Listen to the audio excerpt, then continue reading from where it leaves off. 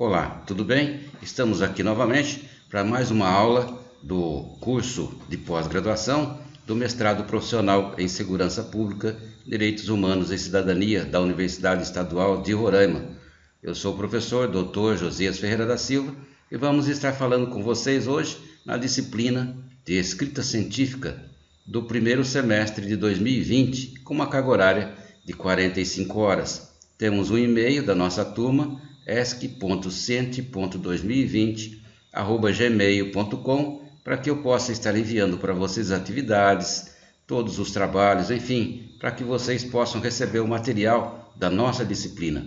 E temos também o nosso grupo do WhatsApp, Escrita Científica, ECMSP, para que nós possamos nos comunicar, não somente durante o período que seria a nossa aula presencial, todas as terças-feiras de manhã, mas também durante a semana, os outros dias e até mesmo à noite. Vocês poderão estar me escrevendo e logo que eu estiver uma disponibilidade, estarei respondendo para vocês. Envie suas dúvidas também para o meu e-mail, josiasferreira@uer.edu.br. Seus trabalhos, suas atividades, seus exercícios poderão ser enviados para esse e-mail. Bom, o tema da nossa aula de hoje é artigo científico. Eu tenho recebido muitas mensagens de vocês perguntando: professor, como que eu vou fazer para enviar o seu artigo? Que tipo de artigo? Como é esse artigo? Posso fazer o artigo assim? Durante essa aula eu estarei dando alguns pormenores, não só para você escrever o artigo para mim, mas como você deverá fazer um artigo científico. E o que é um artigo científico? Eu achei algumas respostas em vários livros e acabei compilando e fazendo uma para vocês. O artigo científico é um tipo de trabalho acadêmico que apresenta resultados de estudos e pesquisas científicas produzidas por pesquisadores, alunos e professores durante sua vida acadêmica, principalmente em nível de pós-graduação. É o caso de vocês, não é verdade? Agora nós estamos aqui trabalhando num curso de pós-graduação do mestrado profissional em Segurança Pública, na disciplina de Escrita Científica, e vocês estão fazendo, tenho certeza irão fazer, artigos científicos para a maioria dos nossos professores. Seu objetivo é promover a reflexão sobre novas abordagens acerca de variados temas. A principal característica do artigo científico é que as afirmações do autor devem se basear em evidências, sejam oriundas de pesquisa de campo ou comprovadas por outros atores em seus trabalhos.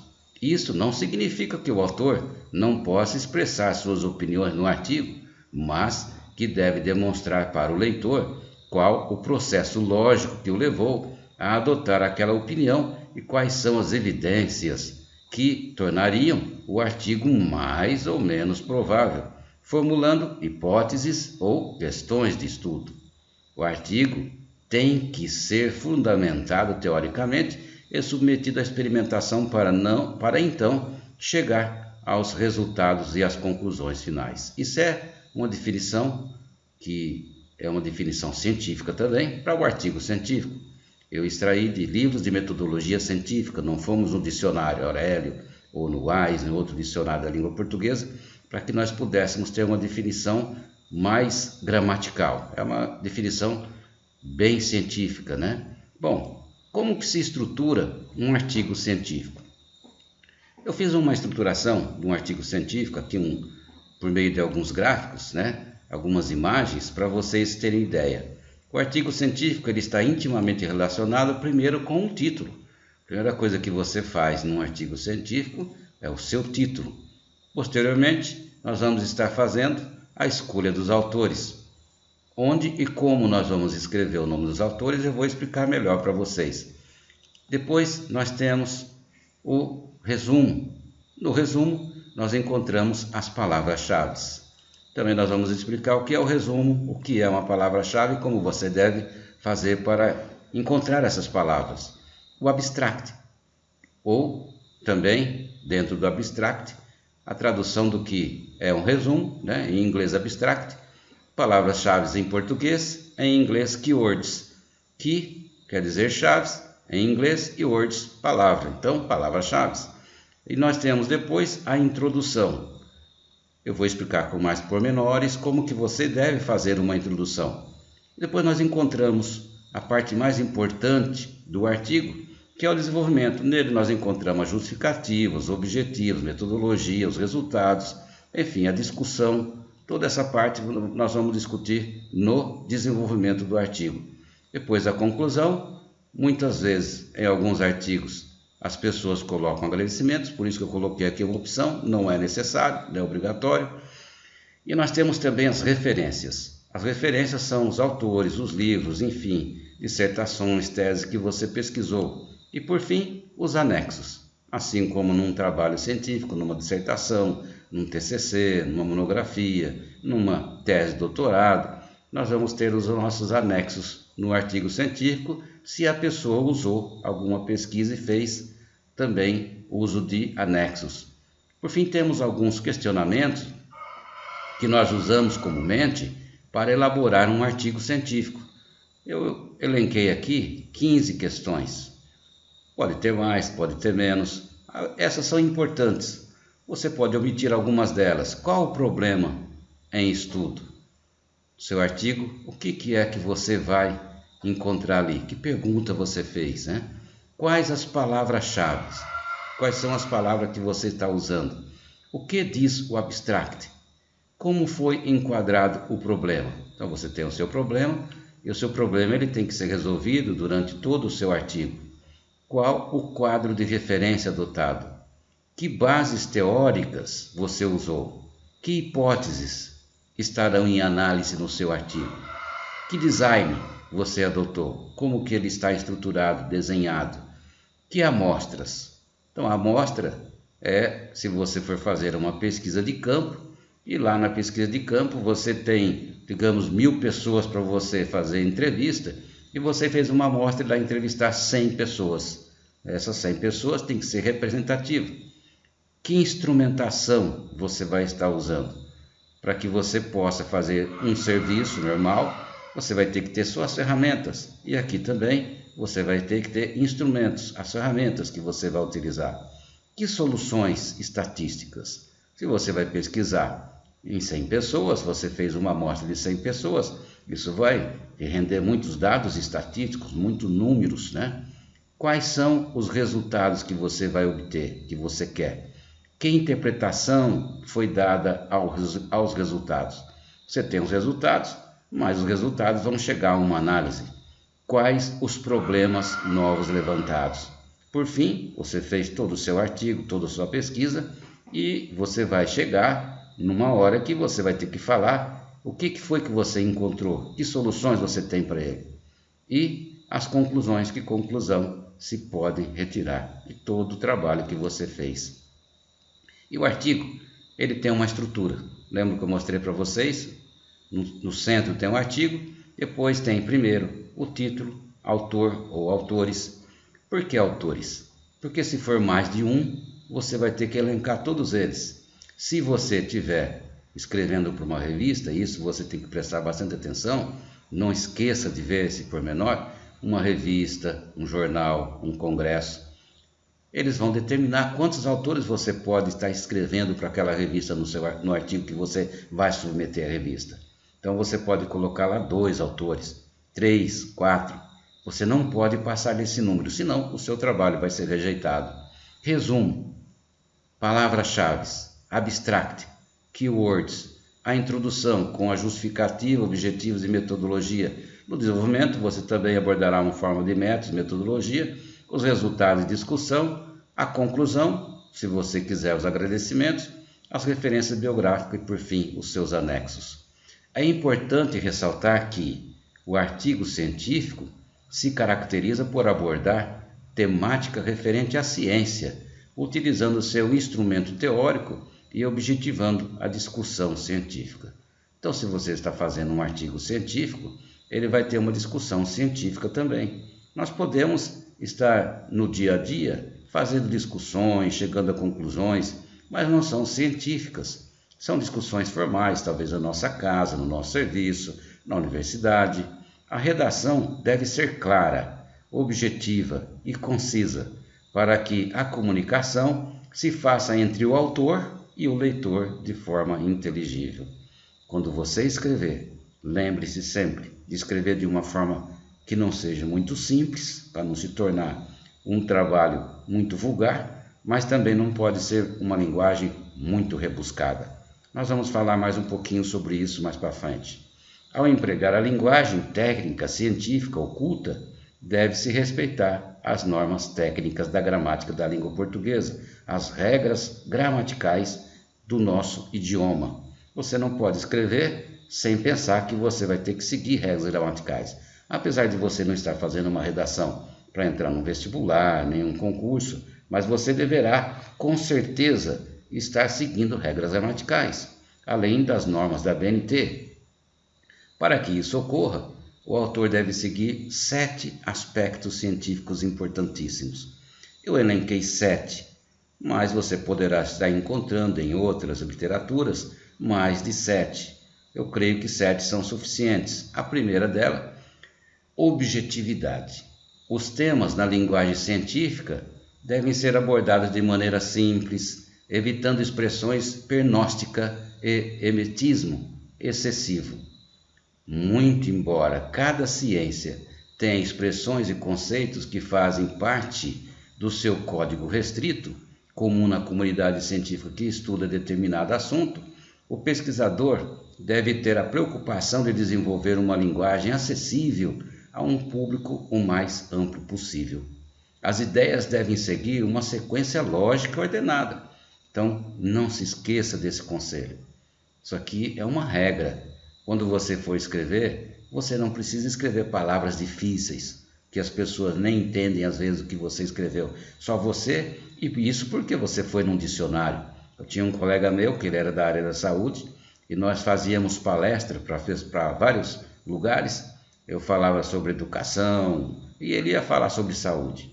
E viajávamos às vezes no ônibus, e ele ficava com um caderninho anotando no dicionário algumas palavras difíceis sobre a profissão dele, e ficava fazendo várias frases.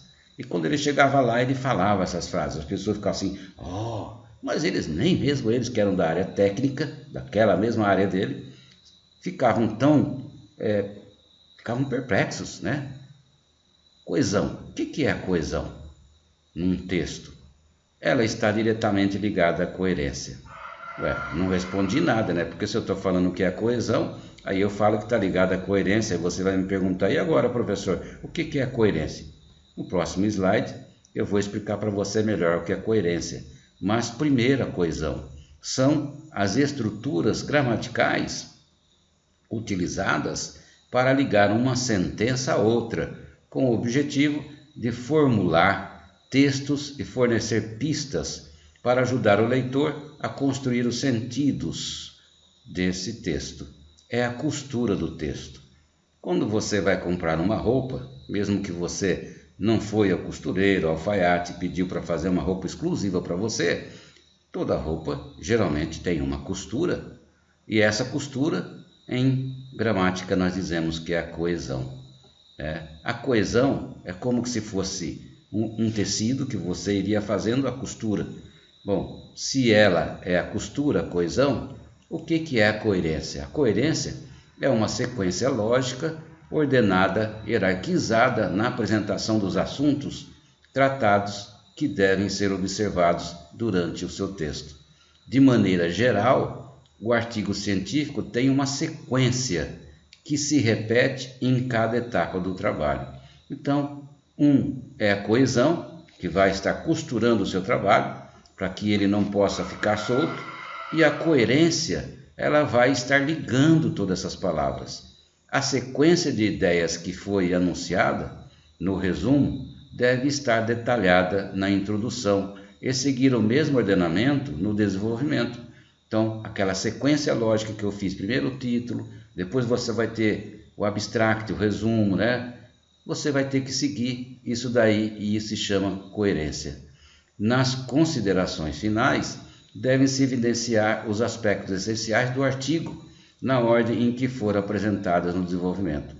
Bom, se você no seu artigo você fez a metodologia, você fez seu desenvolvimento de uma forma que você foi transmitindo as suas ideias numa sequência lógica dentro da metodologia científica, agora você vai também estar ligando A coerência ela liga o seu texto lá do início, desde a introdução até a sua conclusão, até você chegar nas suas referências bibliográficas. Segundo Koch-Travaglia, a coerência está diretamente ligada à possibilidade de estabelecer um sentido para o texto, ou seja, ela é o que faz com que o texto faça sentido para os usuários, devendo, portanto, ser entendida como um princípio de interpretabilidade ligada à inteligibilidade do texto numa situação de comunicação e à capacidade que o receptor tem para calcular o sentido desse texto. Esse sentido, evidentemente, deve ser do todo, pois a coerência é global. Então entenda que a coerência é como se você visse alguém, não sei se você faz, se é acostumado a fazer, se é mesmo homem ou mulher, usar o crochê ou então ficar tricotando, para fazer uma roupa. A mulher tem sempre uma linha, uma agulha e um rolo de linha, de novelo de linha. E com aquilo ela pode estar fazendo, a pessoa, não precisa ser necessariamente uma senhora, ela faz uma roupa, uma camisa, uma calça, não sei, um chapéu, um gorro, meia, vai fazendo uma roupa. Mas quantas linhas ela usou? Pode até ter emendado, acabou aquele novelo, emendou novamente, mas usou uma linha e uma agulha. Se você pegar aquela agulha, pegar a linha de novo e for puxando daquela roupa, você vai vendo que ela vai se desfazendo novamente, mas ela teve uma ligação. Nós chamamos isso em acordo científico, no artigo científico, nós dizemos que é a coerência. Ela vai estar sendo ligada do começo ao fim, como se fosse uma linha fazendo um caminho geral do seu texto, saindo da introdução, indo para o desenvolvimento e chegando lá na sua conclusão, nos seus resultados finais. A quarta seria a clareza. O texto científico deve primar pela redação clara, não deixando margem à diversidade de interpretações.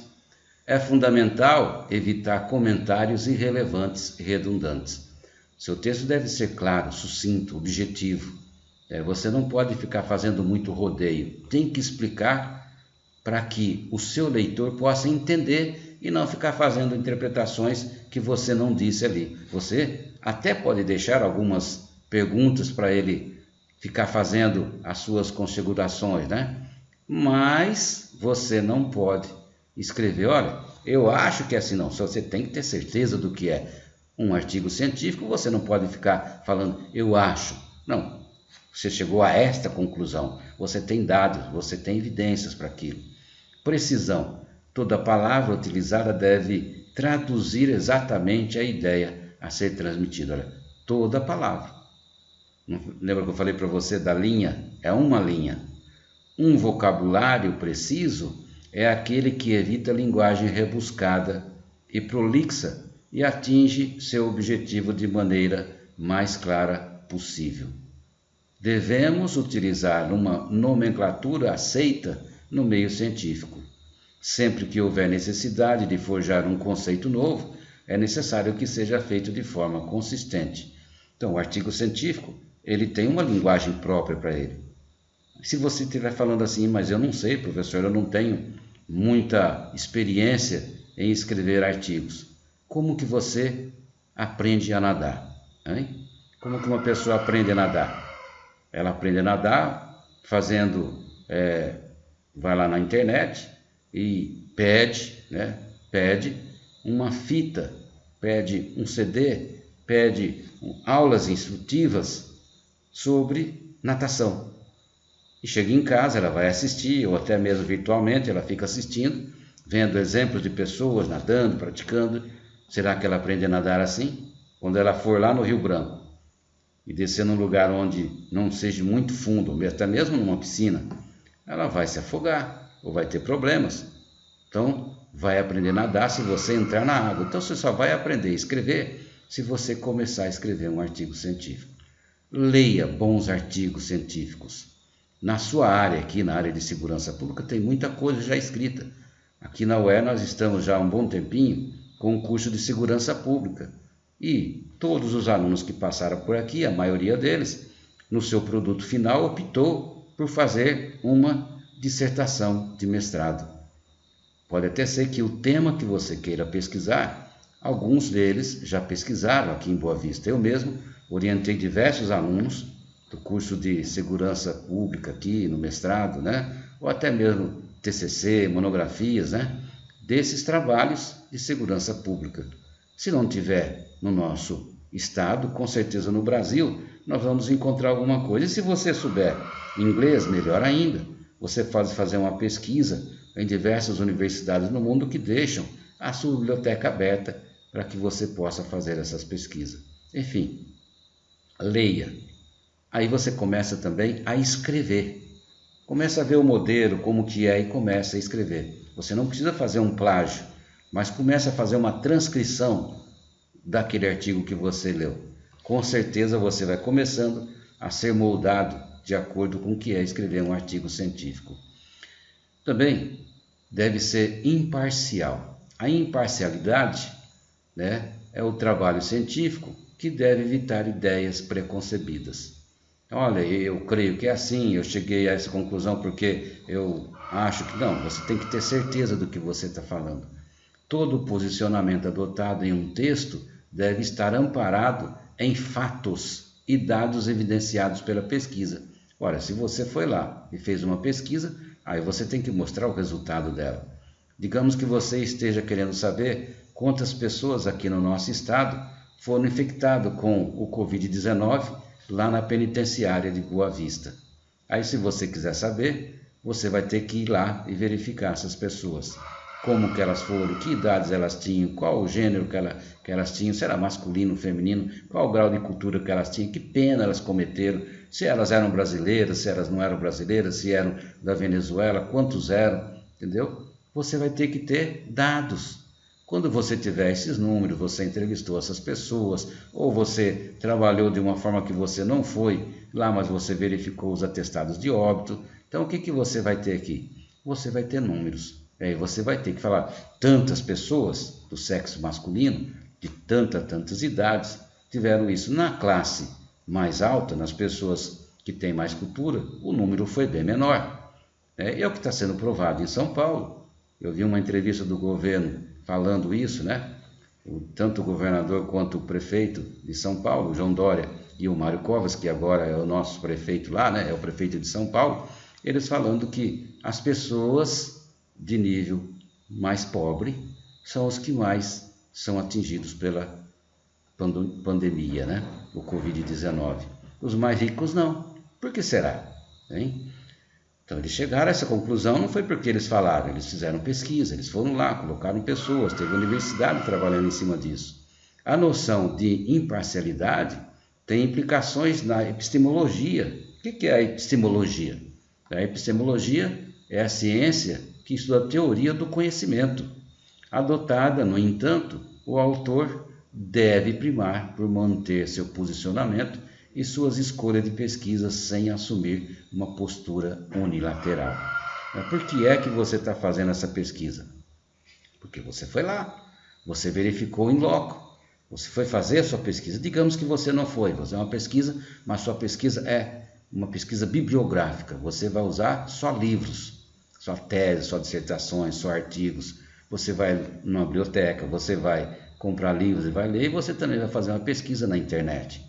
Lembre-se que suas fontes, todas elas têm que ser mencionadas nas suas referências biográficas. Mais para frente eu vou falar, mas já que eu me lembrei, aqui está dizendo que o seu texto deve estar amparado em fatos.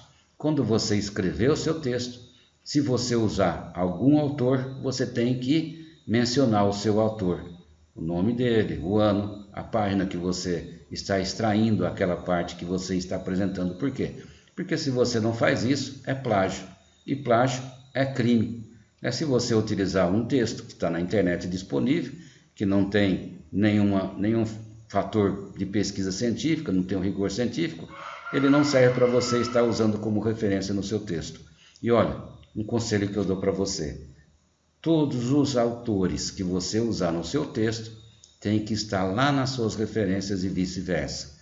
É comum, quando eu participo de bancas, é muito comum isso, achar às vezes texto que tem 50, 60 textos mencionados lá dentro do texto, né, dentro da sua dissertação escrita, mas nas referências às vezes não tem todos. E vice-versa, às vezes tem autor que está lá nas referências e não está no livro. Não pode acontecer, isso é erro grave. E se esse trabalho sai e é publicado, quando um outro vai ler, digamos que o seu trabalho, a sua dissertação, ela ficou muito boa, ela fica lá e ela começou a ser usada bastante. Quando as pessoas começam a ler o seu trabalho, elas veem isso. Olha, ele citou aqui o autor tal. Vai lá na sua referência para poder ver a sua citação, para poder citar às vezes, ou então ir atrás. Ele não quer ler, você citou 2, 3 parágrafos do autor, ele quer se interessar pelo restante do material. Não tem lá atrás, não tem nas referências, no final não tem. Ou vice-versa, você não usou nenhum autor lá, mas você citou nas suas referências. Isso não pode. Como que você cita um autor na sua referência se você não escreveu sobre ele? E o parágrafo é a base de toda a construção textual. Eu vou dar alguns conselhos para você aqui na hora de falar um pouquinho sobre esse assunto. É formado por um ou mais enunciados que devem convergir para a produção de um sentido. É a unidade do discurso que tem em vista atingir um objetivo. O parágrafo não pode ser muito longo e nem muito curto, com raríssimas exceções. Olha que eu escrevi isso daqui, ó. O parágrafo não pode ser muito longo nem muito curto. Eu tive minhas razões para escrever. Se eu fosse fazer aqui um artigo científico sobre como você deve escrever o seu parágrafo, iria dar um trabalho muito exaustivo. Todas as bancas que eu já participei, seja de mestrado, TCC, né, e textos e autores e também em orientações, eu sempre bato nessa tecla. Escreva um parágrafo, olha aqui, ó, o tamanho desse parágrafo. Ele não tomou o slide inteirinho. A letra, o tamanho que eu estou usando, né, não é aquele tamanho nem muito pequeno, nem muito grande. Vocês vão ver mais para frente, eu vou mostrar para vocês algumas coisas que o tamanho vai ser pequenininho. Mas tem as explicações, por que é que eu estou usando nesse determinado momento, ali você pode estar utilizando. Mas geralmente, quando você vai fazer uma apresentação no slide, ou quando você vai escrever o seu texto, ele não pode ter um parágrafo muito grande. O parágrafo ele tem que ser conciso, mais ou menos entre 1, 2, 3, 4, 5, 6, 7, 8 linhas um parágrafo. Pronto, parte para outro parágrafo. Mas professor, mas eu gosto de escrever parágrafos longos. O que tem a ver? Tem sim. Hoje as notícias, elas são muito assim, ó, vem num piscar de olhos. Tudo em manchetes. É aquele flash, né?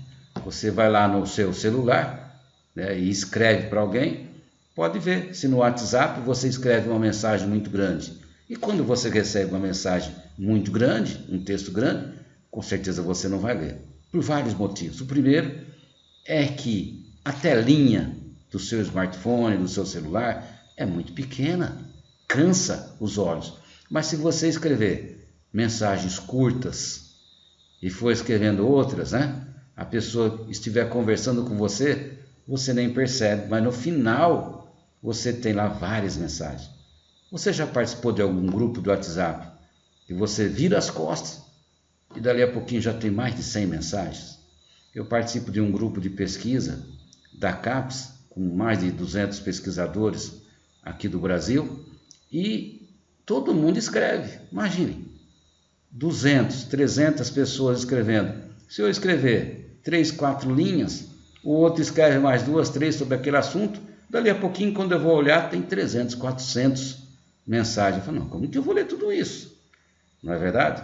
Então, aqui é a mesma coisa. Apesar das mensagens serem curtas, talvez ela não tenha muita importância para você, né? Mas, quando você vai escrever o seu texto, o seu parágrafo não pode ser nem muito longo, nem muito curto. Olha, com raríssimas exceções.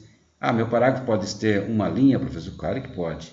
Mas você não pode escrever um texto, uma página inteirinha, com parágrafos de uma linha. Mas se você estiver fazendo ali uma ponte e tiver uma frase onde você vai colocar a citação do autor, então o autor você vai citar citações diretas, que é igual essa que eu pus aqui, que eu coloquei aqui, menos de 3 linhas, você incorpora no seu texto. Se ela tiver mais de 3 linhas, você vai fazer um recuo, seguindo as normas da BNT e o tamanho, e vai inserir ali a sua citação. Você já pegou algum texto que a citação começa, vai numa página, vai para outra, vai para outra? O seu texto é seu, não é uma compilação de outro autor. Então você deve se ater a isso também. Você pode citar, mas não é só citações, né? Bom, como se estrutura o artigo científico? Eu mostrei para vocês no início a estrutura dele, como que ele é. Primeira coisa, nós devemos fazer no artigo científico é o nosso título. Todas as estruturas do artigo científico tem que ter uma pergunta para ele. No título você vai fazer a pergunta o quê? O que eu vou pesquisar? Que tema eu vou dar? Que título eu vou dar para minha dissertação? Que título eu vou dar para o meu artigo científico? O meu artigo científico, ele pode ter um título muito grande. Olha, estrutura do artigo científico. Imagine vocês se eu colocar a estrutura do artigo científico dos alunos da UER, uma aula que eu estou fazendo. Não, ele tem que ser objetivo. Ele tem que ter as informações específicas, não pode ser muita coisa. Não é o seu texto. O título, ele chama atenção para algo importante, não pode ser muito grande. Eu vou explicar para vocês durante essa aula que tanto de palavras você pode até mesmo colocar. Tem regras para isso. O título é a primeira etapa da pesquisa e consiste em definir um tema, ou seja, um assunto que será o núcleo, o centro das discussões do artigo. Então, você vai discutir o seu artigo e você vai colocar lá um título. Escuta, eu creio que já aconteceu muito com você. Às vezes nós vamos assistir um filme, seja no cinema, ou seja na televisão, ou até mesmo um filme que você gravou, que você copiou aí da internet, do YouTube, e você vê lá, o título dele é em inglês, é um título pequenininho, né? Estrutura do artigo científico, mas quando eles traduzem para o português, além do título ser muito grande, mesmo que você não saiba inglês, entendeu? O título é muito grande e você fala assim, poxa, mas era uma palavrinha só, já aconteceu isso com você? Em inglês uma palavra e quando eles traduzem aquele título para o português, eles colocam um título muito grande. Você fala, mas será que estava escrito daquilo? Estava escrito o título porque eles colocou lá a estrutura do artigo científico. Não tem nada a ver. Muitas vezes também não é fiel. Você vê o título em inglês e a tradução que eles dão para aquele título para português não tem nada a ver. É outra coisa e outra. Nem tem relação durante o filme quando ele aparece. Isso não pode, não é verdade? Nessa etapa, deve-se partir da bagagem teórica e de práticas construídas ao longo da jornada acadêmica e profissional. Se você vai escrever um artigo científico para a pesquisa que você fez, o projeto para entrar na UER, quando você fez a seleção para o mestrado em segurança pública, você deve ler. Nós dizemos bagagem teórica. O que é bagagem teórica? São os autores, são as dissertações, as teses, que você vai ler, que se voltam para o seu título, para o tema da sua pesquisa.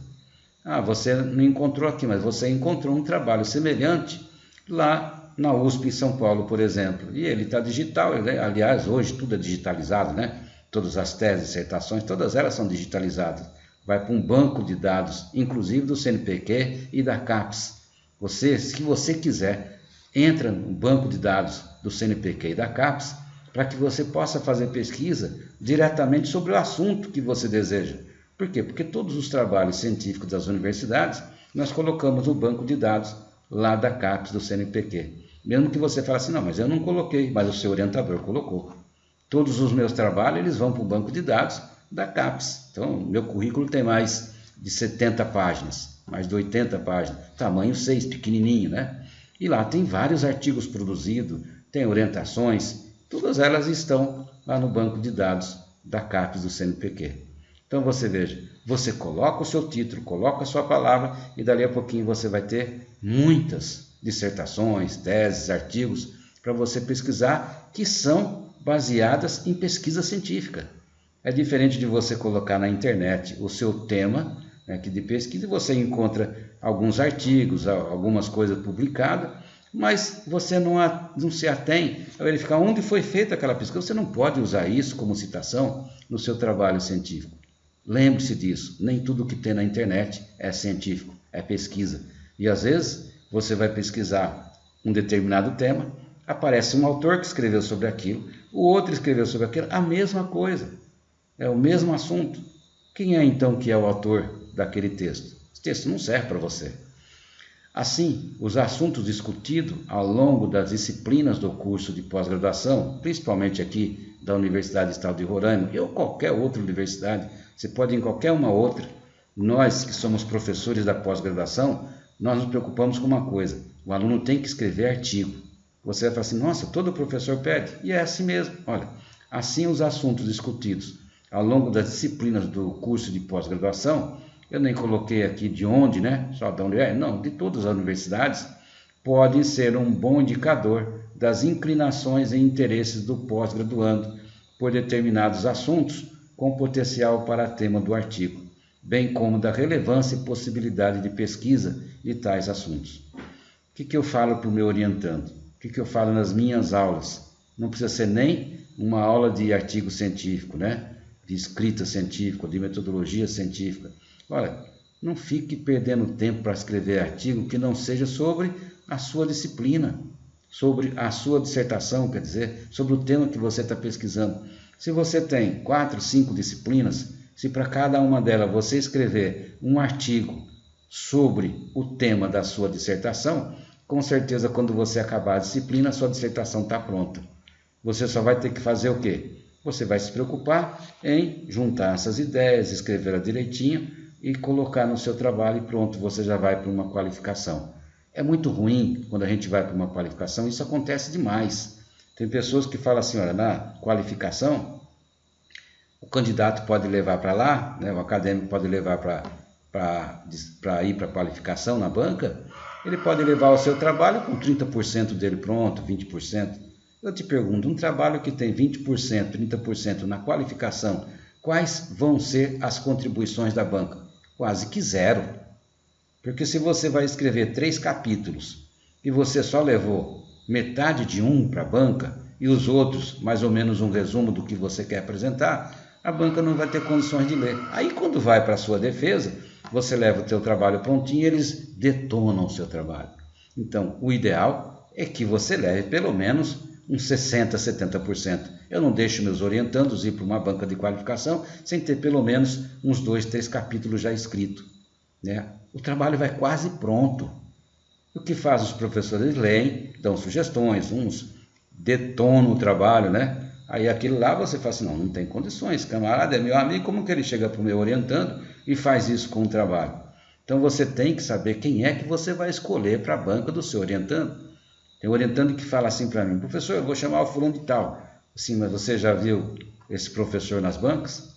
Como que ele é? Assim, não vi, eu gostei dele, a aula dele, eu gosto lá. Mas às vezes na banca ele detona os trabalhos.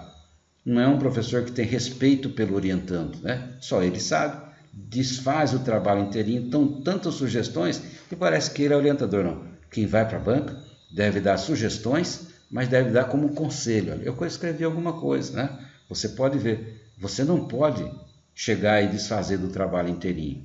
Outra coisa, a estrutura do artigo científico, continuando aqui a falar sobre o título, sobre o que é, o título, um bom título deve ser autoexplicativo e traduzir corretamente o conteúdo do artigo.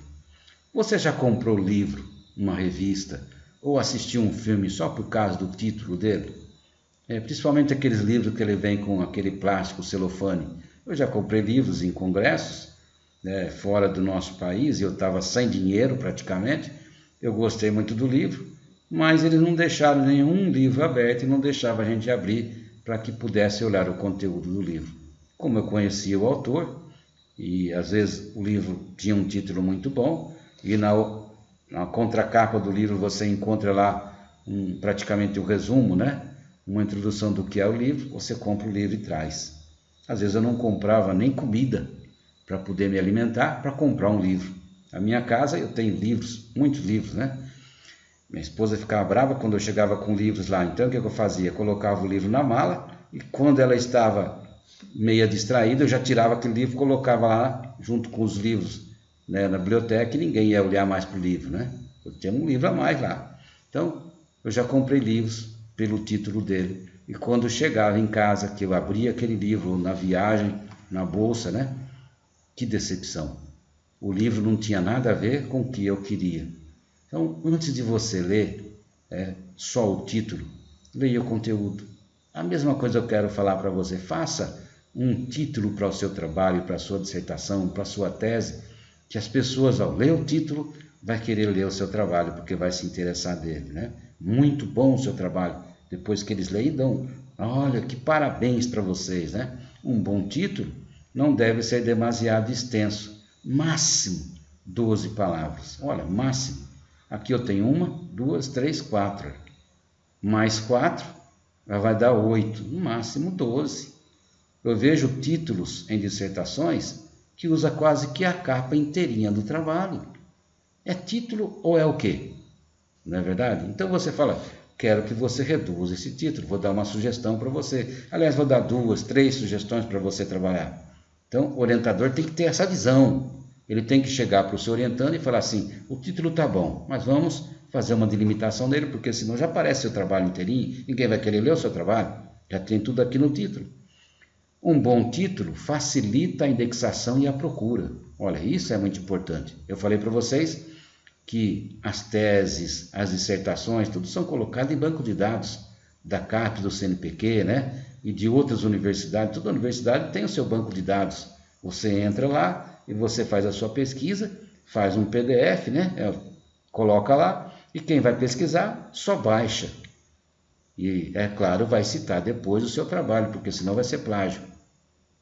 Quando você vai fazer uma pesquisa que você coloca lá o seu título que você quer fazer a pesquisa, em trabalhos que estão indexados, né?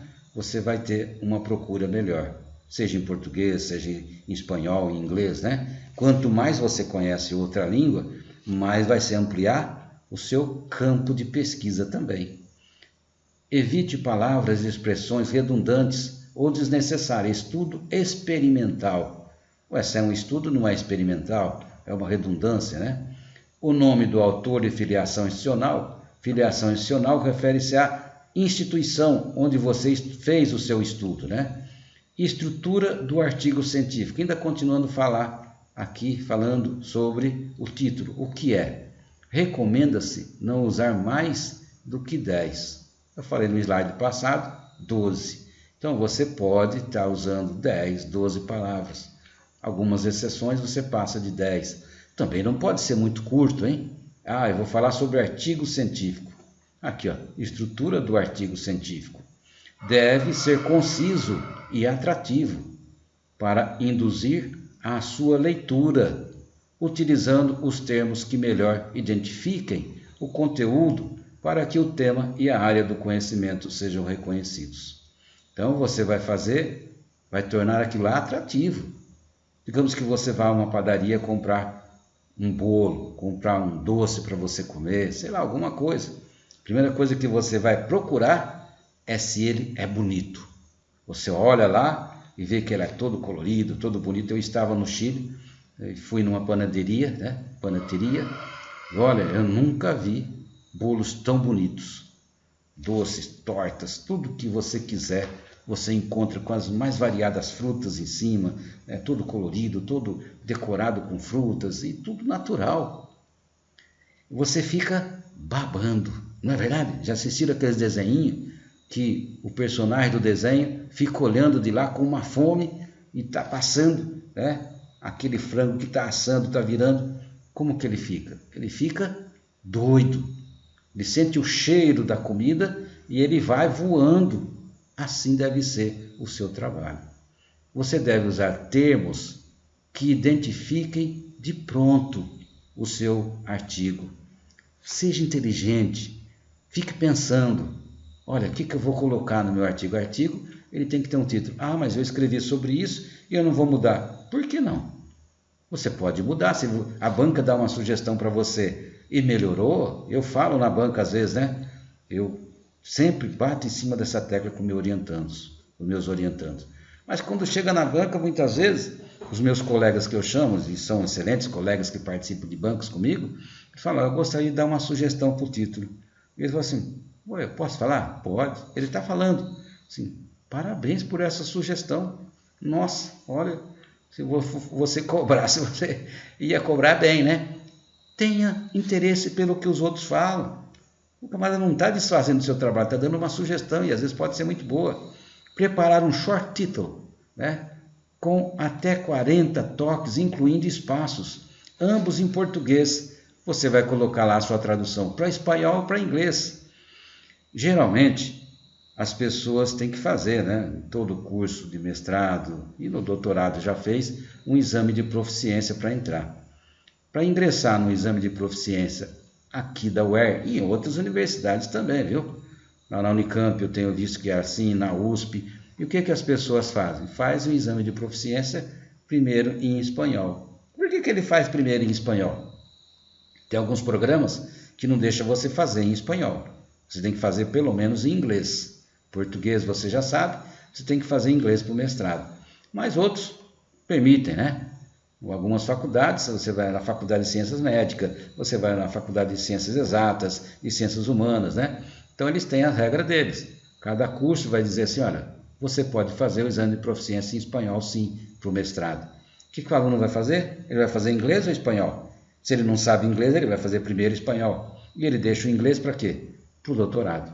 Então, você tem que saber pelo menos uma língua estrangeira para entrar no curso de pós-graduação, escrito sensu mestrado aqui da UER. E eu te pergunto, você sabe bem espanhol? Sabe escrever, falar, ler bastante autores em espanhol? E inglês, você conhece? É bom que você conheça. Quanto mais você conhecer e estudar outro idioma, mais você aprende o idioma seu. Se você quiser aprender português, estude espanhol. Se você quiser aprender português, estude inglês. E olha, você tem uma facilidade muito grande. Apesar de nós estarmos vivendo na pandemia agora, né? Aqui na Venezuela, um caos econômico, social, né? Um desequilíbrio político terrível. E em inglês, nós temos a Guiana Inglesa, 100 quilômetros aqui da capital. Eu te pergunto, quantas vezes você já foi na Guiana para treinar inglês? Não, vou lá na Guiana para comprar. Eu vou lá na Venezuela para fazer compra. Não vou lá para poder estudar espanhol. Eu sou o contrário. E nós fomos apresentar um trabalho em Maracay, para frente de Caracas, muito para frente de Caracas, e os meus colegas já estavam morando aqui em Boa Vista, meus colegas saíram da Unicamp, da USP, da Unip, lá em São Paulo, e foram de avião, desceram em Caracas, e mais ou menos uns 100 quilômetros depois, já estavam em Maracay. Eu saí daqui de Boa Vista, fui para Santa Helena, tomei um ônibus, e fui de ônibus até uma determinada cidade, peguei um outro ônibus, tomei outro ônibus, e fui conversando com as pessoas. Quando chegou lá no congresso, eu estava indo para alguns lugares e falando para eles assim, olha, ali é bom. Eu falei assim, escuta, mas você fala bem espanhol. E esses colegas meus estudaram espanhol e sabem inglês. E eu falei assim, mas não estou entendendo nada que eles estão falando. Sim, claro que não. A linguagem falada cotidianamente por uma pessoa é diferente daquela que você lê. Mas se você lê bem espanhol e se você ler e compreender bem inglês, já está muito bom, né? Já é assim um caminho de uns 70% andado, ou 80%, ou vou dizer até 100%, para você fazer pesquisa em outro idioma e mesmo fazer um exame de proficiência. Geralmente eles não falam, né? O exame de proficiência é só escrito. Por quê? Porque não se interessa pelo aluno para que ele possa também falar um idioma. É só se ele lê e escreve. Vá pesquisar, estude, aproveite essa chance. Bom, para que vocês pudessem entender melhor o que é um título, eu coloquei aqui um título de um artigo que eu produzi. Eu produzi alguns livros sobre esse tema, vários artigos, né? Essa foi o meu tema de pesquisa no pós-doutorado que eu fiz na Unicamp, fui para a Argentina e outros países aqui também, né? Para nós pudéssemos entender como funcionava tanto no Brasil quanto na comunidade europeia, para saber como que é entendido por esses outros países a educação integral, se é a mesma coisa que no nosso país. E eu escrevi um artigo aqui para a nossa revista, Ambiente da UE, eu escrevi sobre educação integral no Brasil, sob a ótica da política educacional. Olha, esse é o meu título. 1, 2, 3, 4, 5, 6, 7, 8, 9, 10. Eu falei que tem que ter quanto? No máximo 10 palavras. E isso eu contei aqui as preposições e até mesmo os artigos que aparecem no decorrer. Mas se eu contar só as palavras-chave, nós vamos ter aqui mais ou menos umas 8 ou 7. Então, esse é um título do meu artigo que vai ser publicado ainda aqui, né? Inédito. O título e subtítulo do trabalho pode também ser solicitado pela revista em inglês. Lembra que eu falei para vocês no início dessa aula? Quando você for escrever um trabalho para um artigo, né? Para uma revista, ou para um congresso, ou para um jornal, você tem que ler as regras que eles solicitam para que você possa submeter o seu artigo.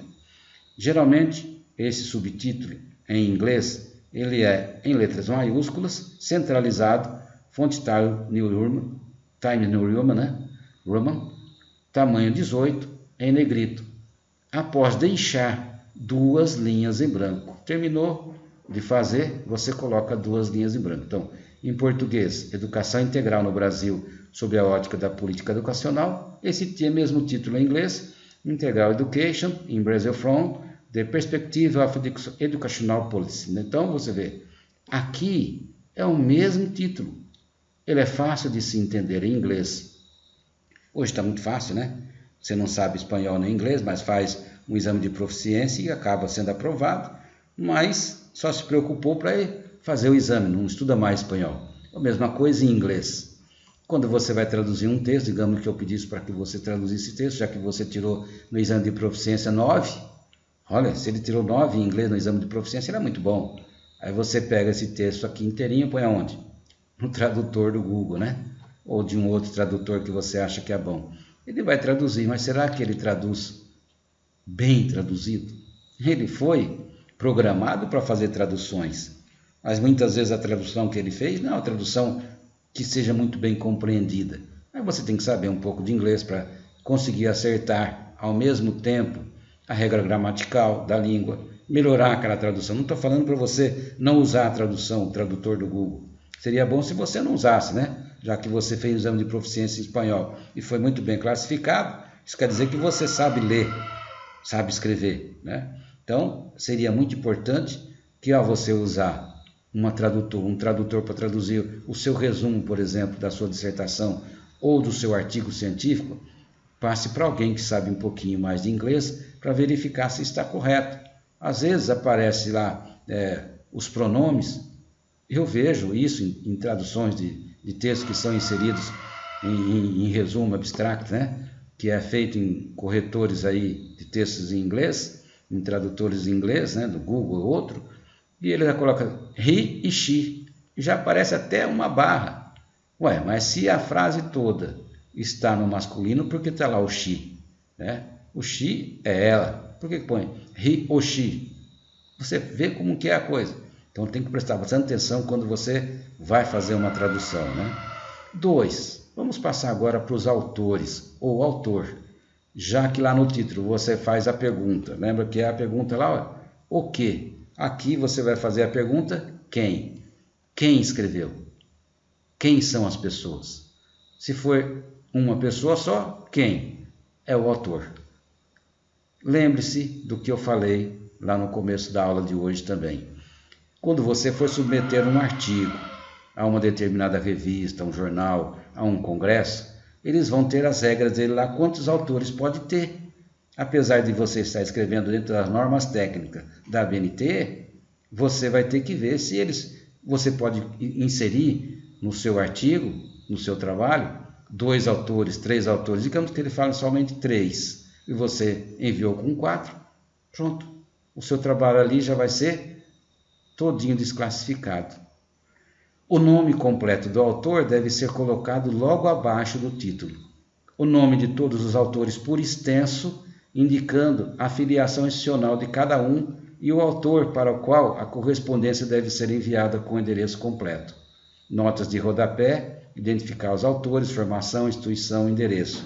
Então, como que você vai escrever? Todos os autores devem ser escritos por extenso. Eu já vi revistas que pedem para primeiro colocar o sobrenome dos autores e depois os nomes deles. Então você tem que prestar bastante atenção nisso. A BNT diz que deve ser por extenso, mas se eles colocaram lá nas regras deles, na regra interna da revista, do congresso, que deve ser primeiro o sobrenome, você tem que colocar.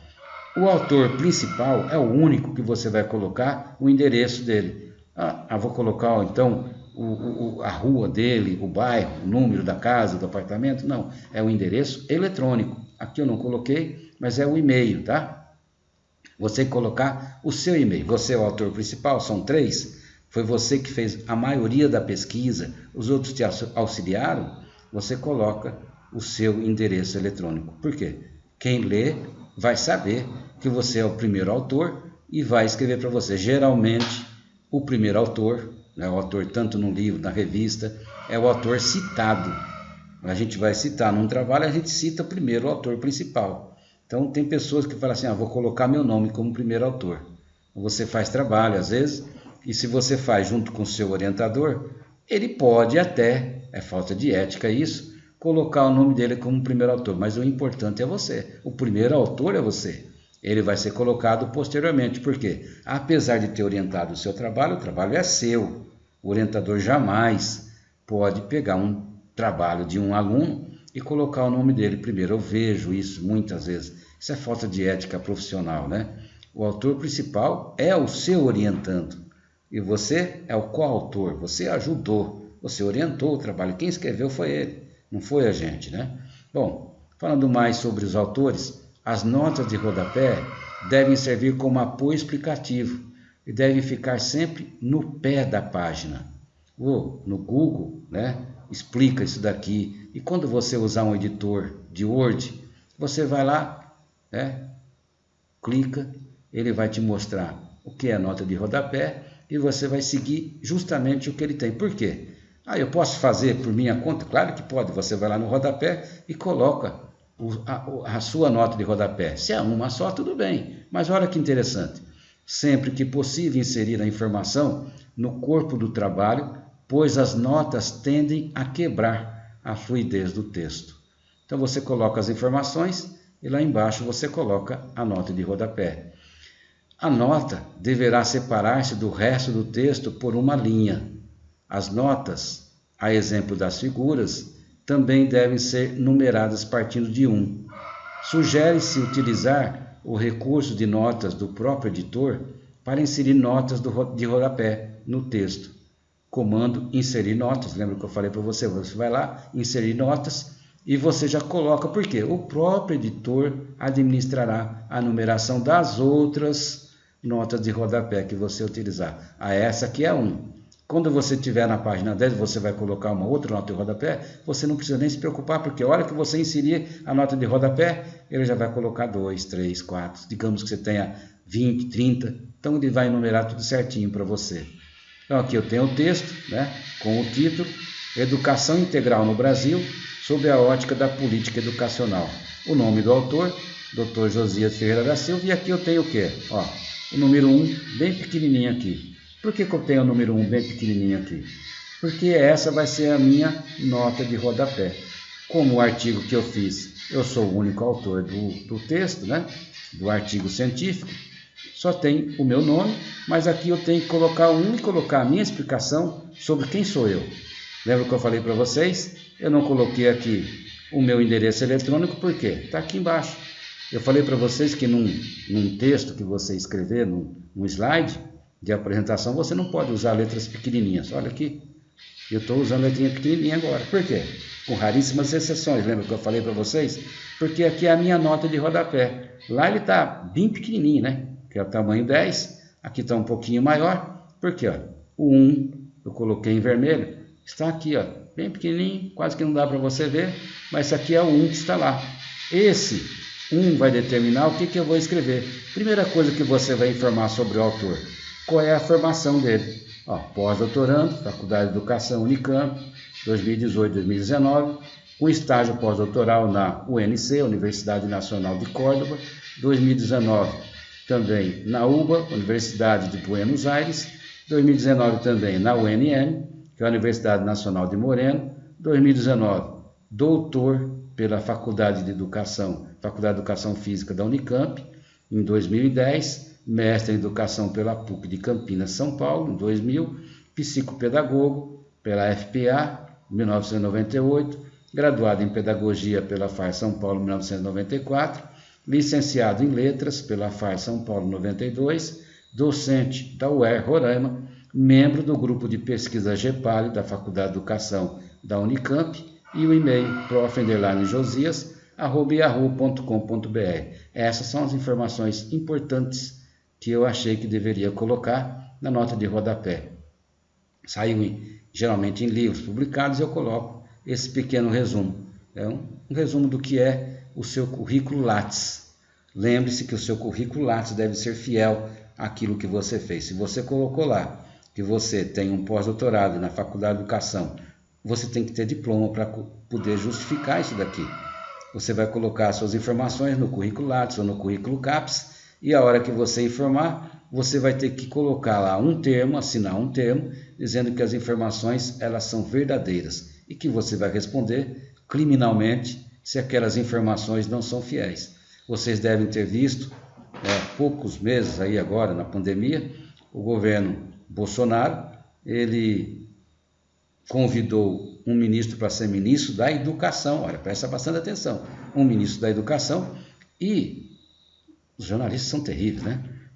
Somente algumas redes por aí de televisão descobriram que o ministro que ele convidou, ele disse lá que era um pós-doutor, mas na verdade ele não tinha feito o pós-doutorado dele lá na Alemanha. Você coloca foi na Alemanha, foi na França, foi não sei para onde. Geralmente o camarada vai para lá, mas ele não vai fazer um pós-doutorado, ele vai fazer um doutorado sanduíche, 40 dias, um mês, não vai ficar 1 ano, 2 anos, igual a pesquisa que eu fiz, 2 anos de pesquisa de pós-doutorado.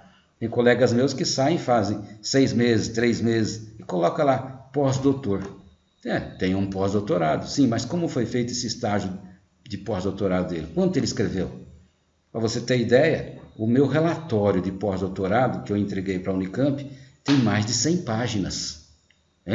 Um relatório, mais de 100 páginas. Artigos publicados, livros publicados, mais de 5 livros publicados, artigos científicos, participação em congresso, em pesquisa de campo, né? Aliás, eu sou pesquisador da Unicamp, né? Então a gente vê assim, é importante que a pessoa tenha um currículo que seja verdadeiro. Não adianta você colocar lá uma coisa só para dizer que você tem, porque esse ministro, além dele não ter o pós-doutorado, o doutorado dele, que ele disse que tinha feito na Argentina, também não defendeu a tese. Aí ele foi fazendo o quê? Foi acessando novamente o currículo Lattes dele e foi tirando, foi colocando, olha, ele fez um pós-doutorado lá, mas não defendeu. Ele fez um pós-doutorado, um doutorado na Argentina, mas não defendeu. Só que descobriram também que ele fez um mestrado e foram olhar a dissertação de mestrado dele e 70% era plágio. Inteirinho copiado da internet. E o que o ministro fez quando ele viu tudo isso? Não dava mais para ele acertar o currículo Lattes dele, né? Ele entregou uma carta pedindo exoneração para o Bolsonaro. É uma vergonha isso, né? Um ministro da Educação que deveria dar exemplo e não dá. Então, seja verdadeiro. Não seja falso nas informações que você coloca sobre o seu nome. É o seu nome que está ali, né? Olha, terceiro, o resumo e também as palavras-chave. O que é o resumo? É a síntese do conteúdo do trabalho e apresenta de forma concisa e seletiva do texto quanto aos elementos de maior interesse e importância. O primeiro parágrafo deve ser especialmente elucidativo, mas não uma repetição do título. Pode ser elaborado até 250 palavras. Quero parar um pouquinho aqui para explicar para vocês. Olha. O resumo de um artigo científico, geralmente, em todos os livros de metodologia científica, pede para que você escreva no máximo 250 palavras, porque é um resumo de um trabalho científico.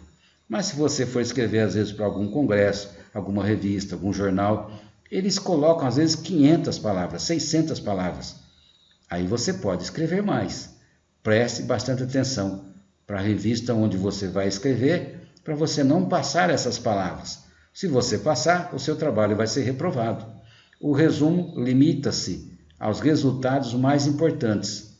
Então, você vai colocar o quê? Não a todas as conclusões. É mais importante, você vai colocar. Deve-se evitar considerações gerais. O resumo é para você colocar o que é o seu trabalho. Ainda falando do resumo e da palavra-chave, o resumo deve conter. Olha, isso aqui foi pesquisa que foi feito na Unicamp. Eu participei de uma banca lá, de um trabalho de um professor muito conhecido, no Brasil inteirinho, fora do país, e uma orientanda dele, que estava fazendo, era bolsista PIBIC, fez um trabalho de pesquisa em toda a plataforma CAPES, né, e também em todas as teses, dissertações, artigos publicados na CAPES e também no CNPq, sobre os trabalhos publicados somente olhando os resumos. E ela verificou se o resumo tinha objetivos, introdução, a pesquisa, que tipo e caráter de pesquisa realizada, o problema, o embasamento teórico, a forma de coleta de dados, resultados, discussões finais, as conclusões, né? E quando ela olhou nos trabalhos, e eu participei lá do trabalho, eu fui avaliador desse trabalho, na apresentação de um congresso, ela mostrou que a maioria das pesquisas indexadas na CAPES CNPq não tinham isso. Isso é importantíssimo. O resumo deve ter isso daqui, ó. Eu faço a avaliação ad hoc da revista aqui da UER, da revista da Universidade Federal de Educação, né? Aqui no ensino de ciências também. Então, na Unicamp, na revista da Unicamp, revista de outras universidades. E quando a gente avalia, a primeira coisa que eu olho no resumo é isso daqui, ó. Eu lembro da pesquisa que foi feita lá por essa orientanda do professor, e eu olho para ver isso aqui. Então eu coloquei isso aqui para vocês, ó. Marque isso como regra de cabeceira para vocês, como se fosse o travesseiro para vocês usarem. Vai fazer o seu resumo? Você tem que colocar isso. É um resumo, tá? Você vai colocar a sua introdução, seu objetivo. Esse trabalho tem como tema tal, tal, tal, e tem por objetivos isso, o caráter da pesquisa que foi realizada é assim, o embasamento teórico, o problema dela. Nós tivemos uma coleta de dados feita com uma amostra de 100 pessoas lá na penitenciária de Boa Vista, e os resultados são esses. Pronto, está feito o seu resumo, você vai tirar 10. Palavra-chave. São palavras colocadas abaixo do resumo, de tal forma que possam identificar o conteúdo do trabalho. Pode ser elaborado até 250 palavras. Não, aqui está errado, tá? Deixa eu voltar aqui para vocês, porque esse aqui é o resumo. As palavras-chave não. Aqui, ó, é esse aqui. Essa aqui eu vou tirar depois. Ó. Destacar no mínimo 3 e no máximo 6 palavras. Então, palavras-chave você deve colocar no máximo. Aqui é o resumo, né? O resumo você pode colocar 250 palavras. Na palavra-chave você vai colocar no mínimo 3 e no máximo 6. Novamente, olha, se você for escrever para uma determinada revista, às vezes eles colocam lá no mínimo 5, no máximo 8. Bom, melhorou para você, né? Mas geralmente não, é isso daqui, tá bom? O que o resumo deve ter? Olha, esse aqui é o resumo do trabalho que eu falei para vocês, daquele artigo lá. Aí eu coloquei aqui, ó, este artigo se propõe delinear como a educação de tempo integral no Brasil encontra-se estruturado sob a ótica das políticas públicas sobre a educação integral no Brasil, brasileira. Seu objetivo, olha aqui, tá vendo? Seu objetivo é discutir se de fato ocorre melhoria na qualidade da educação com essa modalidade de ensino.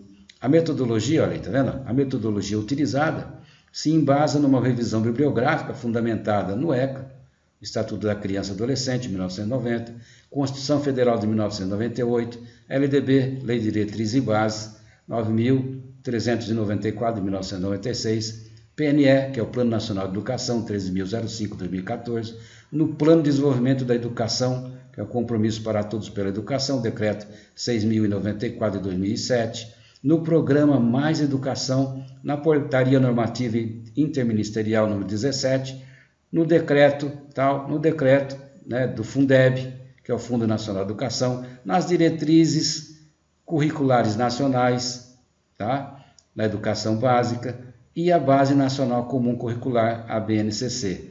O embasamento teórico, olha aqui, os autores que abordam, alguns, né? Claro que você não pode colocar tudo, que aborda autores que tratam de escola de período integral, da progressão continuada, da política da educação brasileira, destacando, só alguns: Aguilar, Azevedo, Manades, Barreto, Chaves, Coimbra, Jeffrey, Menezes e Leite, Nunes, dentre outros. Então, se você for lá olhar minhas referências que eu coloquei sobre os autores, não tem só esse, mas eu achei que esses eram os mais importantes, ou destaquei mais esses aqui. Por fim, este artigo comprova que é possível proporcionar uma educação de tempo integral de excelência, de modo a tornar-se referência no modelo de gestão e educação. Então, isso para mim é o resumo do que seria a educação de tempo integral no Brasil. Palavras-chave: educação integral, políticas educacionais, escola de tempo integral e formação docente. 1, 2, 3, né? Porque eu usei aqui uma colocação que lá eles permitem colocar mais de uma palavra, e formação docente. Então, você vai ter 4, 5 no máximo, tá bom?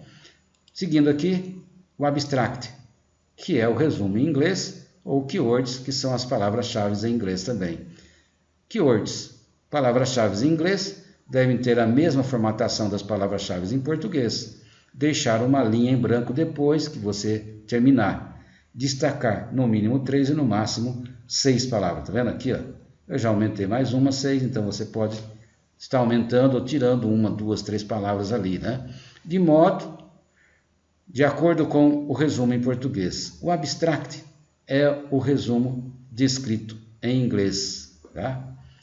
Espanhol ou outro idioma permitido. Então, do jeito que você escreveu o resumo em português, você vai fazer a tradução exatamente como está em português, para o inglês, para o espanhol, francês, para o alemão, depende de onde você está escrevendo.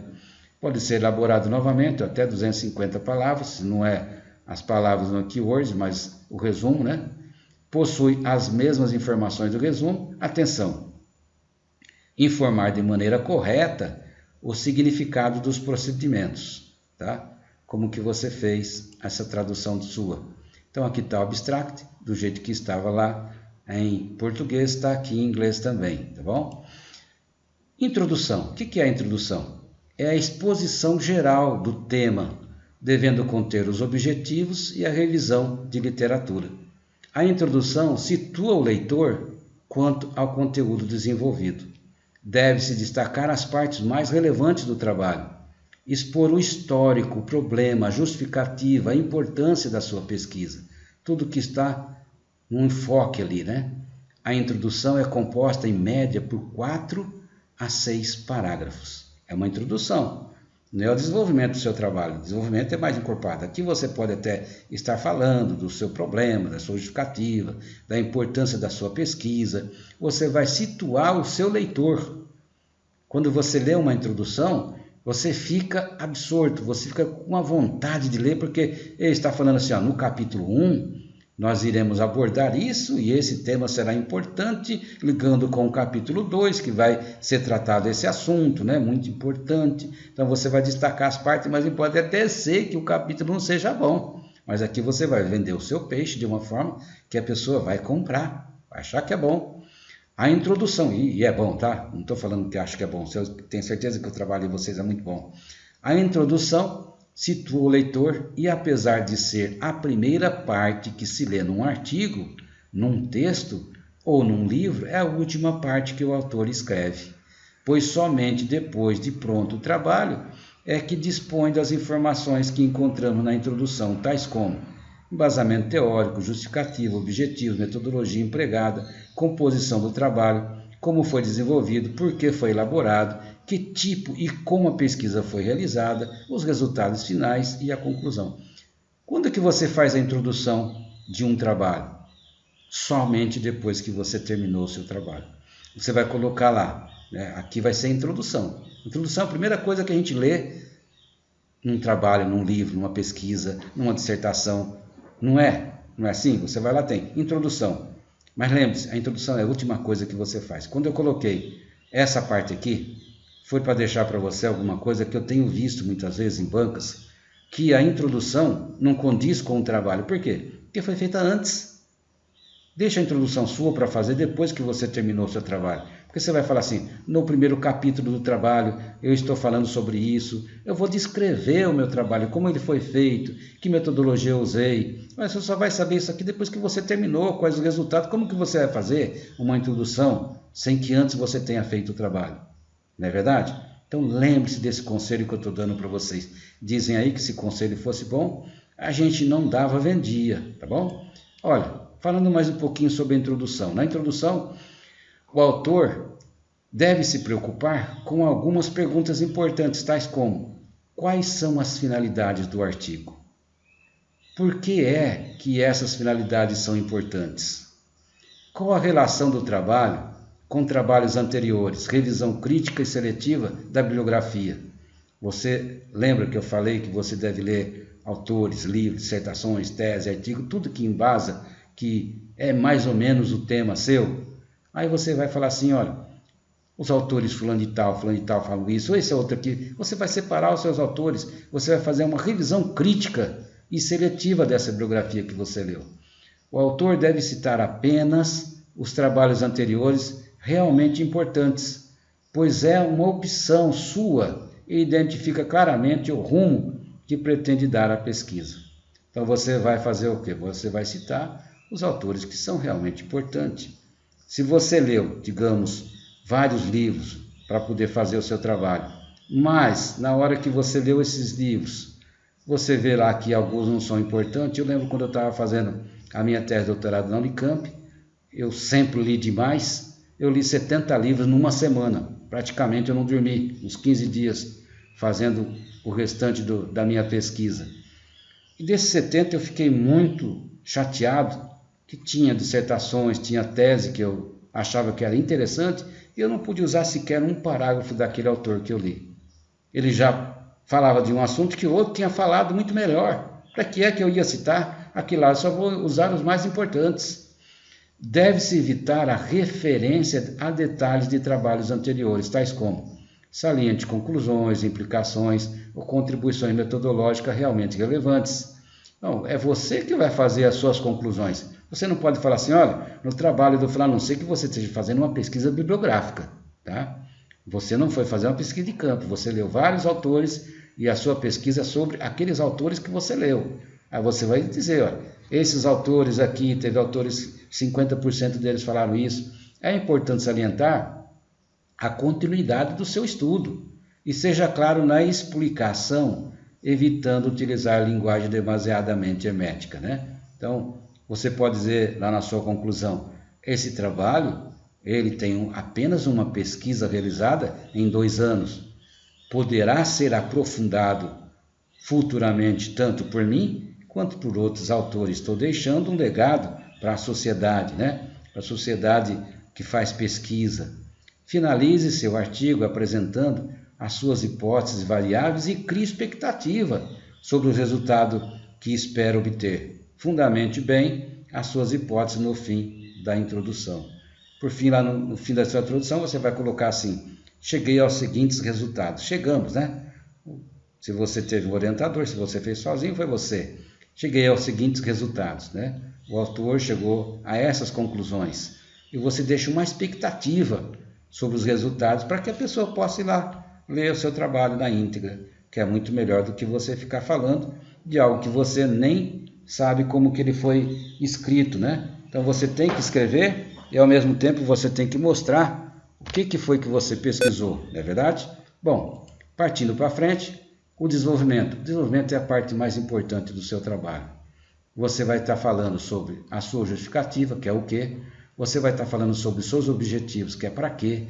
Você vai falar sobre a metodologia, que é o como. E você vai estar explicando, além da sua metodologia, os resultados e as discussões do seu trabalho. O desenvolvimento é a parte mais importante do artigo, é a parte mais importante de uma dissertação, são os capítulos que você vai estar colocando ali, é o corpo do seu trabalho. O trabalho tem a cabeça, que eu mostrei para vocês, que é o título, você vai fazer lá o resumo, o abstract, né? A introdução, mas desenvolvimento é o corpo, onde estão os braços, as pernas ligadas, né? O desenvolvimento é o núcleo do trabalho, contendo a exposição e a demonstração do tema de pesquisa abordado. De forma simplificada, a etapa de definição dos objetivos, bem como das demais etapas do desenvolvimento da pesquisa científica, responde a algumas perguntas importantes e possui a seguinte estrutura. Eu falei para você que tem perguntas, né? Olha, para desenvolver a justificativa, por quê? Por que eu escolhi esse tema? Por isso, por isso e por isso. Desenvolvimento dos objetivos, para quê? Para quê? Ou para chegar aonde? Os objetivos sempre têm que estar na forma infinitiva. Lembra que eu falei para vocês? E vou explicar um pouquinho mais para frente também. Ainda resta responder a importante pergunta que é usada para desenvolver a metodologia. Como? A metodologia você vai falar assim, como eu fiz?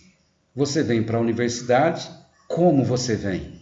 Você vem de ônibus? Você vem de carro? Você passa pelas avenidas mais importantes? É óbvio que sim. Se você tomar um circular, ou um táxi, ou um Uber, ele não vai passar pelas ruas que tem menos movimento, né? Que são menos importantes. Então, o seu trabalho, ele é assim também. É o como. A metodologia é o como. Como você vai fazer? Que caminho você vai perseguir para poder chegar aqui? Você vai usar, você vai utilizar? Essa pergunta vai auxiliar o autor na definição dos principais elementos constituintes dos procedimentos metodológicos, bem como o material e métodos utilizados na pesquisa. No desenvolvimento, também encontramos resultados e as discussões, né? A discussão feita sobre esse trabalho. Então, tudo ali está dentro dessa parte, né? Formato de apresentação do artigo. Qual o papel? Essa semana eu tive uma aluna do curso de vocês do mestrado que perguntou para mim, professor, que papel eu vou utilizar? Quanto eu vou deixar de margem? Eu resolvi responder para você, aqui para todos os seus colegas também. Então essa é a resposta da sua pergunta. Que papel e organização do texto? Como que eu vou usar? Olha, o artigo deve ser escrito no formato utilizando papel A4. É óbvio que nós não vamos usar papel, né? Para você escrever, você vai pegar lá o Word e vai colocar na formatação papel A4, com margem superior e inferior de 2 centímetros. Então a margem de cima e a margem de baixo terá que ter 2 centímetros. A margem esquerda deve ser de 3 centímetros e a margem direita de 2 centímetros. Essa é a formatação se você for digitar o seu trabalho. Coloque lá em cima, né? Essas margens que eu ditei aqui para você, superior 3, a margem esquerda 3, a margem de cima você vai estar colocando 2, pronto, está formatado aqui o seu trabalho. Todas as páginas são contadas, mas a numeração inicia-se apenas na segunda. É como um trabalho que você vai fazer uma tese, né? Você não vai contar a primeira, você é parte da segunda, né? Da folha de rosto. Todas as páginas são contadas. O número da página deve estar no canto superior da margem direita. Então, lá no canto superior, lá em cima, né? A minha folha aqui, ela não está na vertical, mas sim na horizontal, mas se ela estivesse na vertical, ela iria estar aqui em cima, não é verdade? A editoração. O artigo deve ser elaborado em editor de textos, preferencialmente no Microsoft Word. Então, você vai lá no Word, seleciona e faz no Word, em nenhum outro. Isso aqui é utilizado pelas normas técnicas da ABNT e, geralmente, todas as revistas, congressos, pedem que você escreva nessa formatação e também nessa editoração aqui. Deve ser entregue em formato eletrônico em um único arquivo no formato Word for Windows, no endereço eletrônico da revista onde será submetido. Então, se você... Antigamente a gente pedia um CD, pedia o trabalho também escrito, né? Assinado. Hoje não precisa mais disso. Hoje você faz sua assinatura eletrônica, você manda, você resolve tudinho pelo seu celular, ou pelo seu notebook. É melhor usar o notebook, né? Porque o notebook ele tem um pouquinho mais de tela para você fazer o seu trabalho, você vai errar menos, vai ser mais fácil, né? Importante salientar que geralmente as revistas eletrônicas têm uma formatação própria, apoiadas na BNT ou no outro sistema. A hora que eu escrevi isso daqui para você, preste atenção. Tenho falado nessas aulas e nas outras também, que você tem que prestar atenção o que a revista eletrônica vai solicitar para você, quais são as regras dessa revista. Geralmente ela vai estar apoiada na BNT, mas ela tem uma formatação própria, tá bom? Essas regras devem ser seguidas estritamente pelo autor. Eu vou escrever para a revista Ambiente da UER. Tem uma olhadinha lá, que ela tem as regras exigidas pela revista, o qual deverá formatar seu trabalho nas regras estabelecidas pela própria revista, que você vai enviar seu trabalho. Eu estou falando de revista aqui, mas se você for enviar para um congresso, é a mesma coisa. Hoje todo mundo faz via eletrônico. Antigamente você tinha que mandar o trabalho pelo correio, escrito. Era muito terrível, né? Não se esqueça que deve-se prezar por uma revista que seja bem avaliada pela CAPES. Bom, eu coloquei esse finalzinho aqui assim, por quê? Eu vejo pessoas falarem assim, professor, vou mandar o meu texto, meu artigo, para a revista tal. Eu falo, não manda para essa daí não, manda para essa outra aqui. Mas por que, professor? Eu quero mandar para essa, que tem uns colegas meus que enviaram aqui também, então não, mas não é bom. Mas por quê? Porque ela não é bem avaliada pela CAPES. E você fica perguntando, né? Eu vejo muito acadêmico falar assim, mas o que é isso?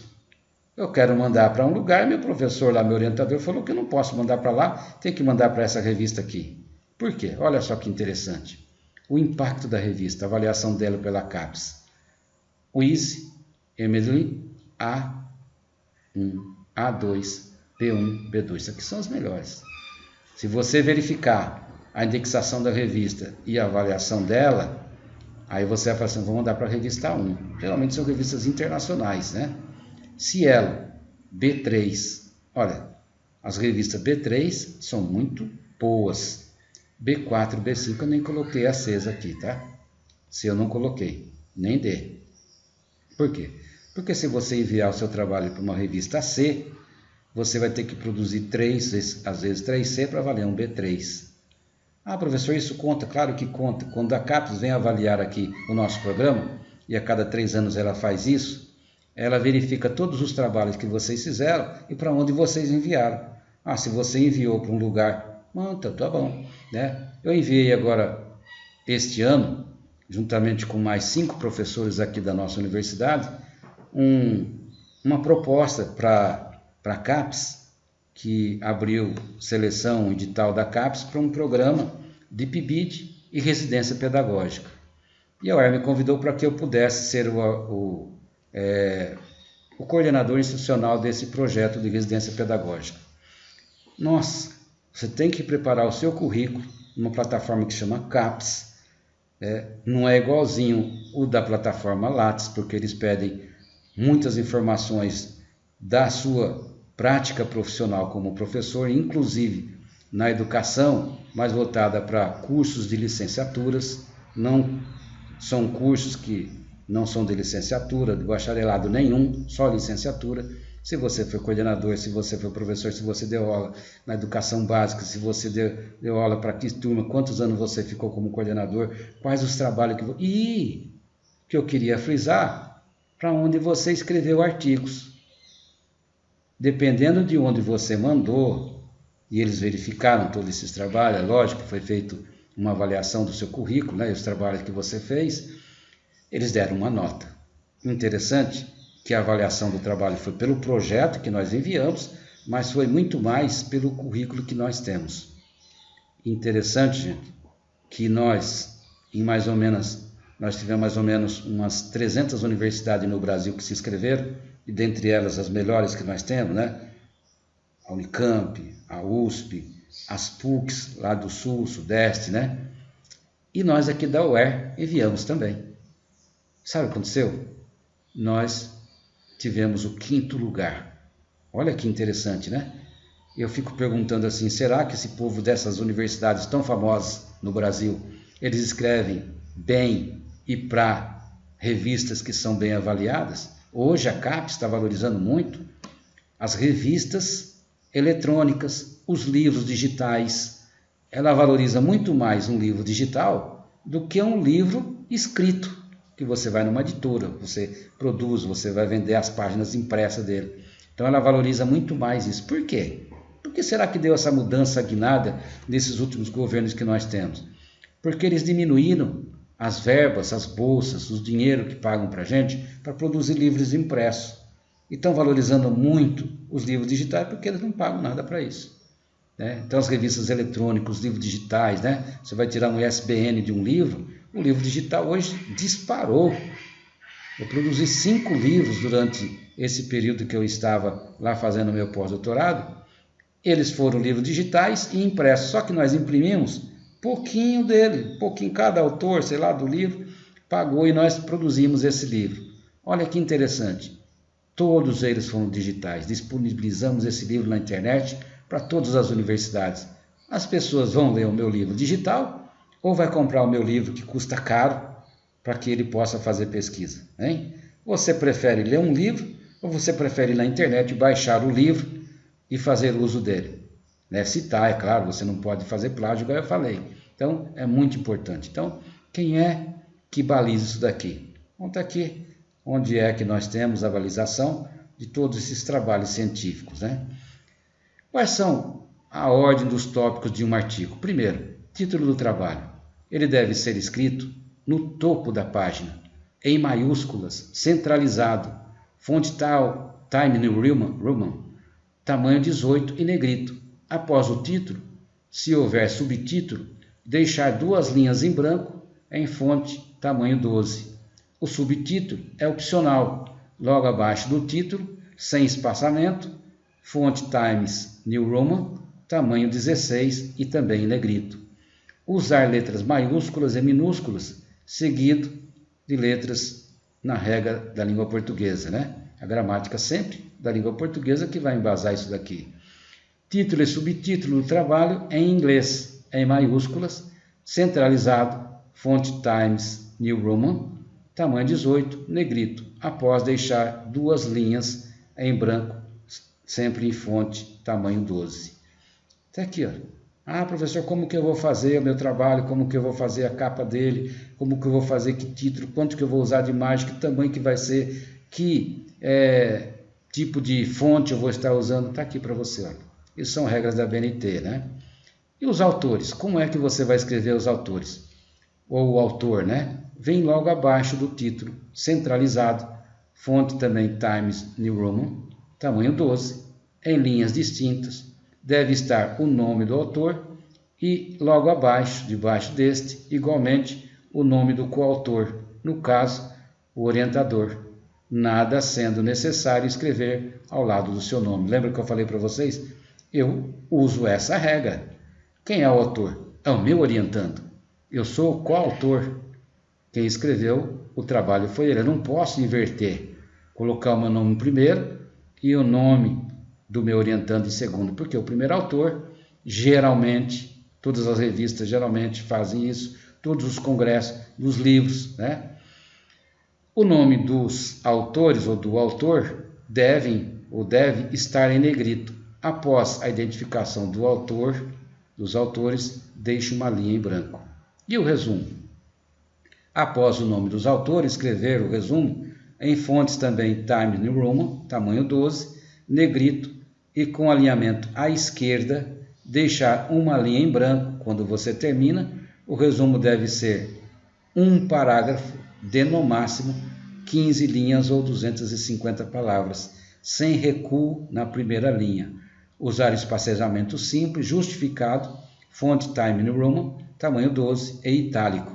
Deixar 2 linhas em branco após o resumo. Essas são as regras que você deve seguir. Ah, professor, mas lá naquela revista não tem problema. Se a revista está falando que você não vai escrever em itálico, você pode fazer itálico ou você pode fazer normal, tem problema também, tá? Mas essa é a regra certa. Palavra-chave.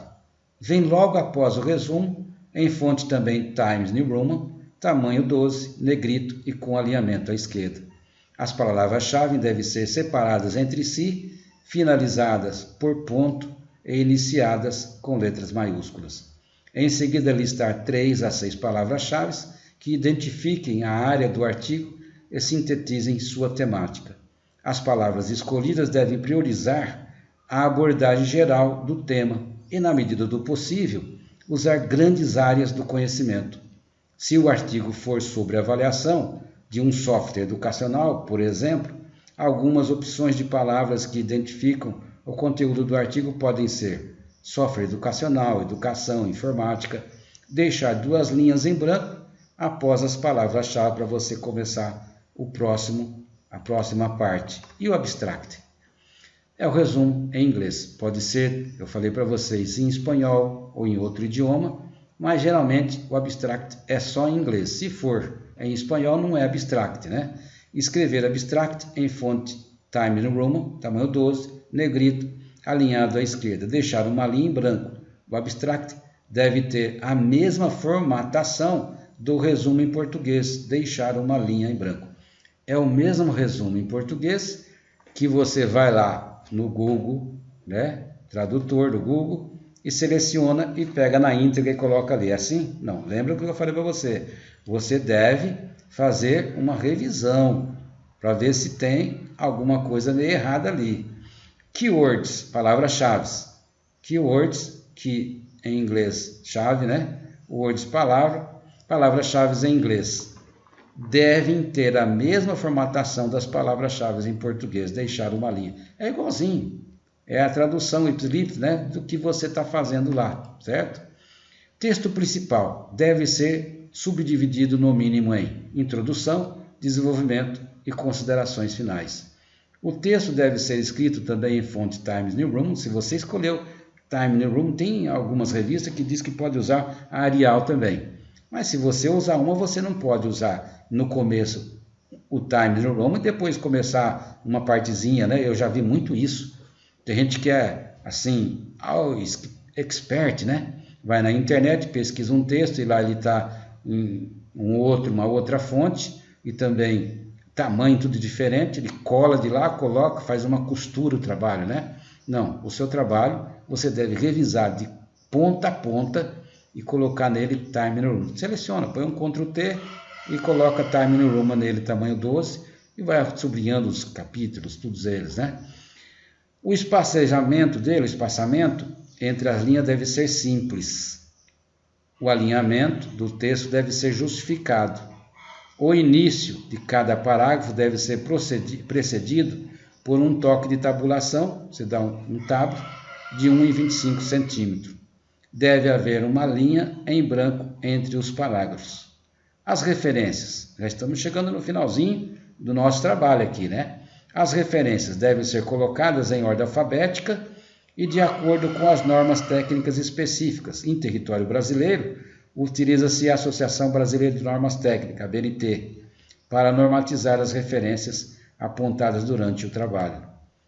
Os títulos das sessões, os títulos de cada sessão, né? Principalmente da primeira sessão, é a ordem das sessões, por exemplo. 1, olha, você coloca 1. Introdução.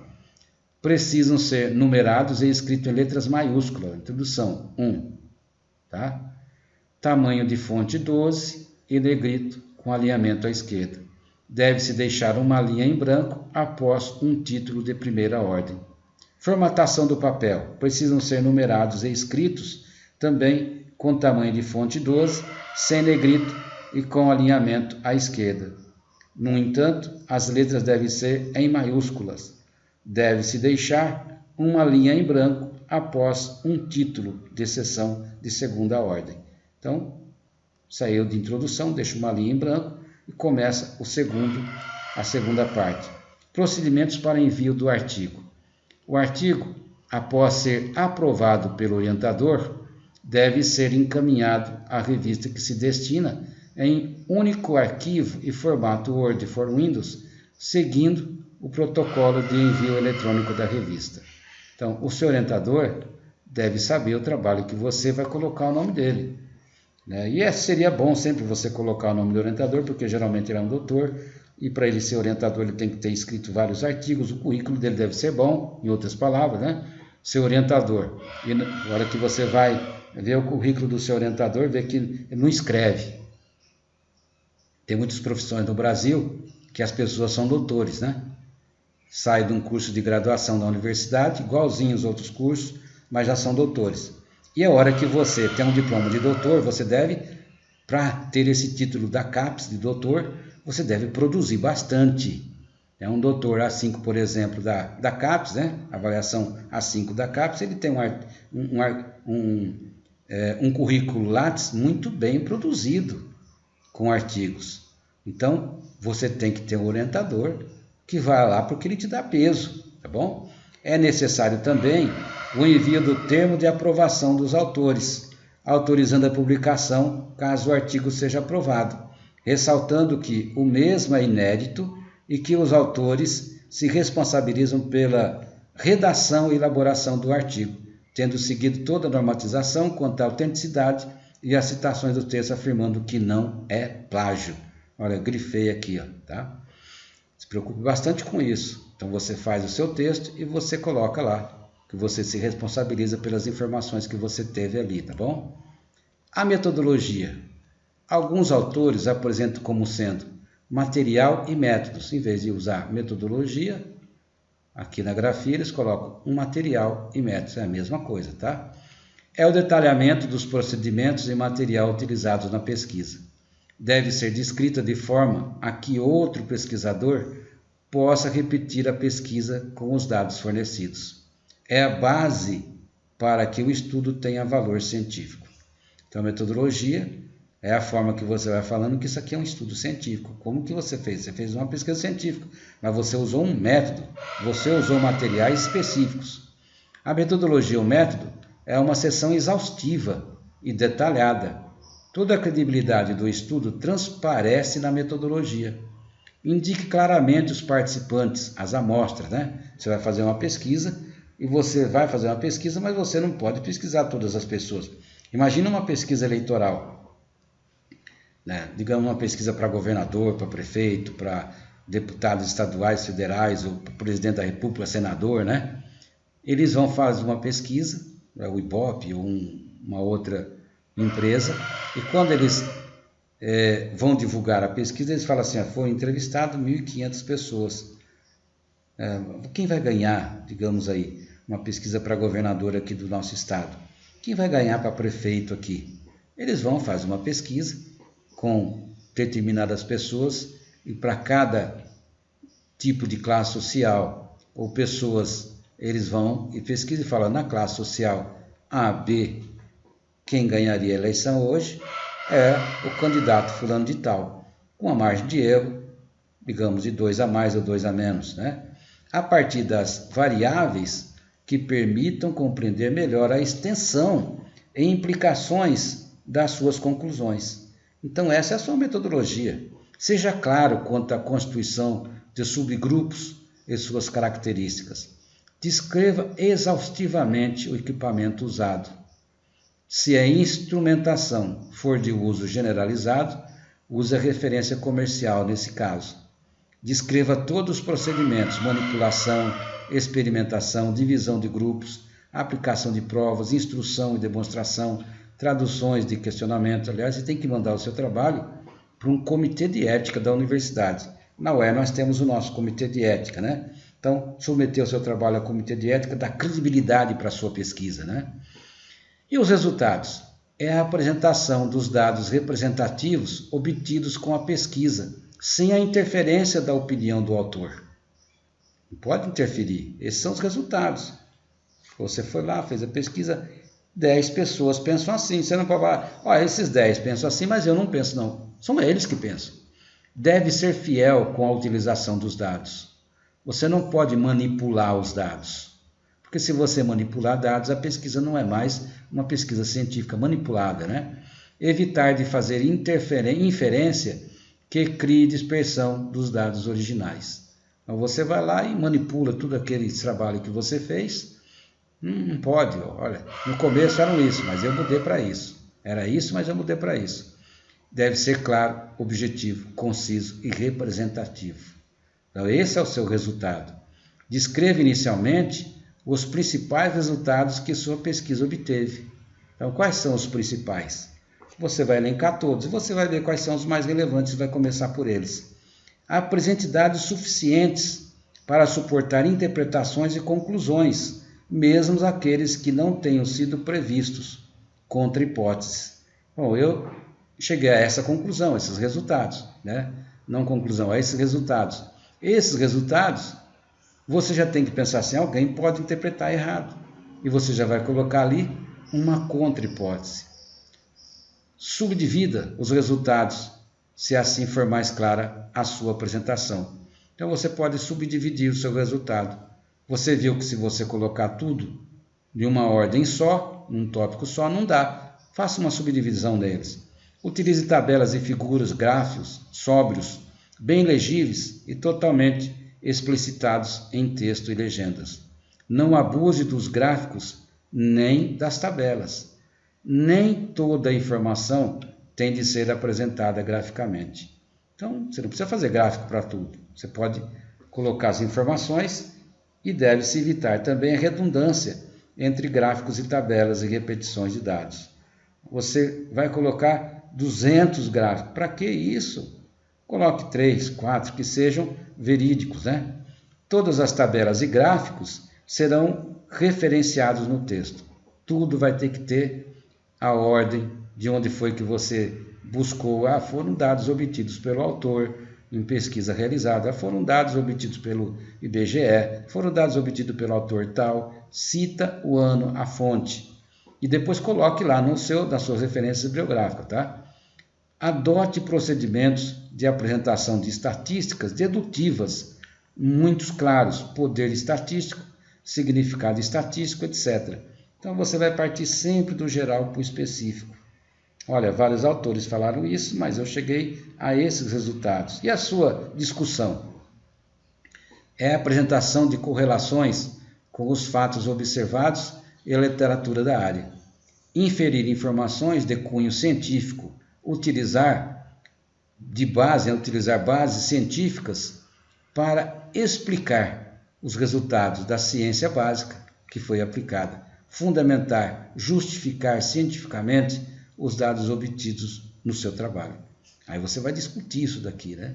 A discussão permite e sugere oportunidade de concordar ou discordar, né? Discordar dos resultados obtidos por outros pesquisadores e dimensionados na bibliografia. Para você fazer isso daqui, geralmente isso daqui é em tese, tá bom? Eu coloquei aqui para vocês terem uma informação geral, né, que você vai estar colocando. Mas se você fizer um artigo que for fazer pesquisa e lá tiver números, mas você pesquisou e lá nas suas referências bibliográficas, os autores que você leu, eles falam coisa que você não fala, eles apresentam dados que você não apresenta. Então você pode discordar, mas você vai ter que colocar os resultados, né? Lembra daquela história? Você mata a cobra, mas você tem que apresentar de onde foi que você fez, né? Como você fez. Estabelecer relações, deduções paralelas, possíveis generalizações e mesmo identificar falhas de correlações. Então você pode estar fazendo aqui uma correlação entre o seu próprio trabalho, crítico de você mesmo. Exposição comentada dos resultados já relatados na sessão específica para tal. Então você vai comentar os resultados numa sessão específica, vai abrir uma parte só para isso. Linguagem clara, onde o autor se posiciona em relação aos resultados obtidos. Então todas essas informações que você der tem que ser clara, a pessoa não pode ficar lendo. Não, olha, não, você não explicou isso aqui. Não, mas eu não expliquei, mas está subentendido. Mas você não escreveu, tá? Ainda falando de discussões, discutir os resultados é essencialmente compará-los com as expectativas e hipóteses iniciais. Então a discussão sua, você vai estar lá voltando às suas hipóteses. Lembra que eu falei? Se a revista, se o jornal, se o congresso não pedir essa hipótese para você fazer, você lá no final vai simplesmente citar, né? Contudo, a discussão exige interpretação e, tanto quanto possível, inferência. O que é interpretação? Você vai colocar suas discussões antes dos seus resultados e vai interpretar isso daqui. Você vai falar assim, olha, tantos por cento das pessoas entrevistadas são assim, tantos por cento são do sexo masculino. Vejam que o número é maior que do sexo feminino. Nós tivemos 20 do sexo feminino e somente 10 do sexo masculino. Sobrepondo aqui, né, o porquê disso. Na região pesquisada foi assim, então você vai justificar, tá bom? A reflexão teórica é uma contribuição para o aperfeiçoamento ou delimitação da teoria, tá? É desejável. Então você vai fazer uma reflexão sobre os trabalhos. Você não vai escrever sobre escrever. Por isso que eu falei para você escrever, você tem que estar num lugar bom para você pensar, para você poder escrever. Se a apresentação de resultados for seguida de uma discussão muito restrita, pode optar por agregar os resultados e discussão. Seja claro na discussão, apresentando as suas principais descobertas no início desse capítulo. Compare as suas interpretações com a de outros autores, referenciando as contradições ou concordâncias mais significativas. Evite especulação não fundamentada sobre os seus resultados. Então, para você fazer esse tipo de discussão, você tem que ter tempo para poder ler, né? Você vai embasar em vários autores o seu trabalho, e alguns autores desses, quando você fizer a sua pesquisa, você vai ver que não é bem assim. Ele escreveu isso, mas aqui na região nossa, ele escreveu lá para o sul-sudeste, mas na região nossa não acontece isso. Pode ser melhor ou pode ser pior, você vai mostrar, né? Bom, por fim, a conclusão e também os agradecimentos. Lembra que eu falei para você que agradecimentos ele pode ser o quê? Ele pode ser opcional. Conclusão finais ou considerações finais. Por que eu escrevi aqui conclusão ou considerações finais?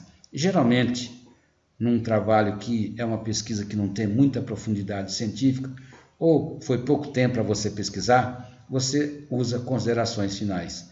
Quando você fez um trabalho que você teve mais tempo, você tem uma margem para você fazer pesquisa, você coloca conclusão. Geralmente, em dissertações de mestrado, a gente usa considerações finais. E em teses, nós usamos conclusão. A mesma coisa acontece em artigos científicos. Se for um artigo que teve uma pesquisa muito grande, ela pode ser conclusão. Mas se não teve, você foi lá, foi uma pesquisa bibliográfica, coloque considerações finais. Por que considerações finais? Porque a sua pesquisa pode ter mais, agregar a ela mais soluções depois, mais resultados, tá bom? É a parte final do trabalho com base nas evidências disponíveis e pertinentes ao objeto de estudo. É expressar aquilo que o trabalho contribuiu no foco da pesquisa. Demonstrar a importância para a aplicabilidade, contribuição para a sociedade civil. A conclusão deve ser objetiva e suportada pelos resultados. Então, a sua conclusão vai estar embasada nos seus resultados que você fez antes. É uma sequência lógica da escrita. Você não pode pôr conclusão e depois você colocar os resultados, tá bom? Conclusão ainda, falando delas, conclusões devem ser precisas e claramente expostas, cada uma delas fundamentada nos objetos de estudo. Relacionar os resultados obtidos com as hipóteses levantadas. Evidenciar o que foi alcançado com o estudo e a possível aplicação dos resultados da pesquisa. Olha, eu cheguei a essa conclusão, portanto ele pode ser aplicado, né? Com certeza vai melhorar o sistema prisional aqui da penitenciária. As conclusões podem sugerir outros estudos que complementem a pesquisa ou para questões sugeridas ou surgidas no seu desenvolvimento. Então você pode responder o que você estava pensando e você pode também deixar algumas questões que você não conseguiu responder para que outros possam ler ou a sua pesquisa no futuro possa acentuar. Por exemplo, é comum quando a gente participa de uma banca de qualificação ou defesa, né, de uma dissertação, a gente fala assim, olha, eu quero deixar algumas sugestões para você, mas eu sei que você não tem mais condições de fazer, a pesquisa foi muito boa, quero deixar como sugestão para o seu próximo passo de estudo, um doutorado, tá bom? Incluir recomendações de ordem prática. Agradecimentos é opcional, é a descrição de contribuições de pessoas que prestaram colaboração intelectual em instituições financiadoras, participação direta ou indireta de agentes ou entidades em qualquer fase da pesquisa. Então, depois que você fizer as suas conclusões, a sua conclusão, você pode estar agradecendo as pessoas que te financiaram, né? Digamos que você fez uma pesquisa financiada pela universidade, ou pela CAPES, CNPq, ou foi uma entidade filantrópica, então você pode mostrar aqui. E você vai dizer direta ou indiretamente, quem foram as pessoas que participaram da sua pesquisa. É muito mais fácil, né?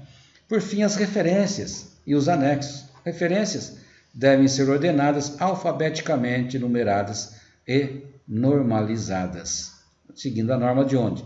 O estilo pode ser Vancouver, ISO, ABNT, de acordo com as instruções normativas do periódico. Então, a revista que você vai escrever, o congresso, ele está dizendo para você escrever sobre ISO. ISO, né? Dependendo de onde você vai estar fazendo a sua pesquisa, não é ABNT. Aí você vai usar o ISO 9000, 9002, não sei, né? Ou Vancouver, que é um novo tipo de basilação, basilar as coisas que não, ferramentas que não são normas da ABNT, não é a norma brasileira, né? A Associação Brasileira de Normas Técnicas, aqui não. De acordo com as instituições e as instruções normativas do periódico que você vai submeter o seu trabalho. Aplica um sistema normativo de referenciação. Selecione a bibliografia que referenciará no texto do artigo a partir de critérios de eficácia. Utilize preferencialmente estudos recentes, selecionados com ponderação. Você vai fazer uma pesquisa e você vai fazer um embasamento teórico. Bom, dependendo da sua pesquisa, você pode até voltar no tempo. Mas se você vai fazer uma pesquisa, se você usar autores muito antigos, não vai adiantar. Para CAPES, por exemplo, um artigo vale por 5 anos. No máximo 5 anos. Tem determinados programas, até mesmo avaliado pela CAPES, que são só 3 anos. Você colocou lá, depois de 3 anos ele fica no seu currículo Lattes, mas ele não vale mais a pontuação. Uma pesquisa com 5 anos, ela não tem mais validade para a CAPES, né? Utilize as referências para sustentar as suas afirmações ou opções metodológicas. Então, as suas referências, quando você vai justificar o seu trabalho, eles vão dar um embasamento para a sua justificativa. Considere a sua lista de bibliografia a partir da posição teórica que adota.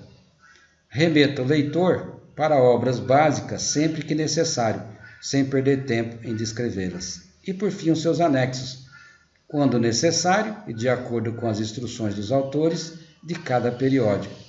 Expediente utilizado para apresentar dados de tabelas, gráficos, figuras ou similares. Essa é a formatação do seu trabalho, do seu artigo. Creio que eu pude ajudar um pouquinho, né? Não se esqueça de fazer as leituras dos textos referentes à aula de hoje e enviar suas atividades propostas para o e-mail josiasferreira@uer.edu.br. Queria agradecer a sua atenção e até a próxima aula. Com certeza estaremos aqui, se Deus quiser, novamente, para discutir mais um pouquinho e falar sobre a disciplina de escrita científica do primeiro semestre de 2020, que é uma aula remota. Nós não estamos fazendo atividades presenciais. Eu sou o professor Josias, professor Dr. Josias, do curso de pós-graduação do mestrado profissional em Segurança Pública, Direitos Humanos e Cidadania da Universidade Estadual de Roraima. Tudo de bom para você. Até a próxima aula. Fica com Deus.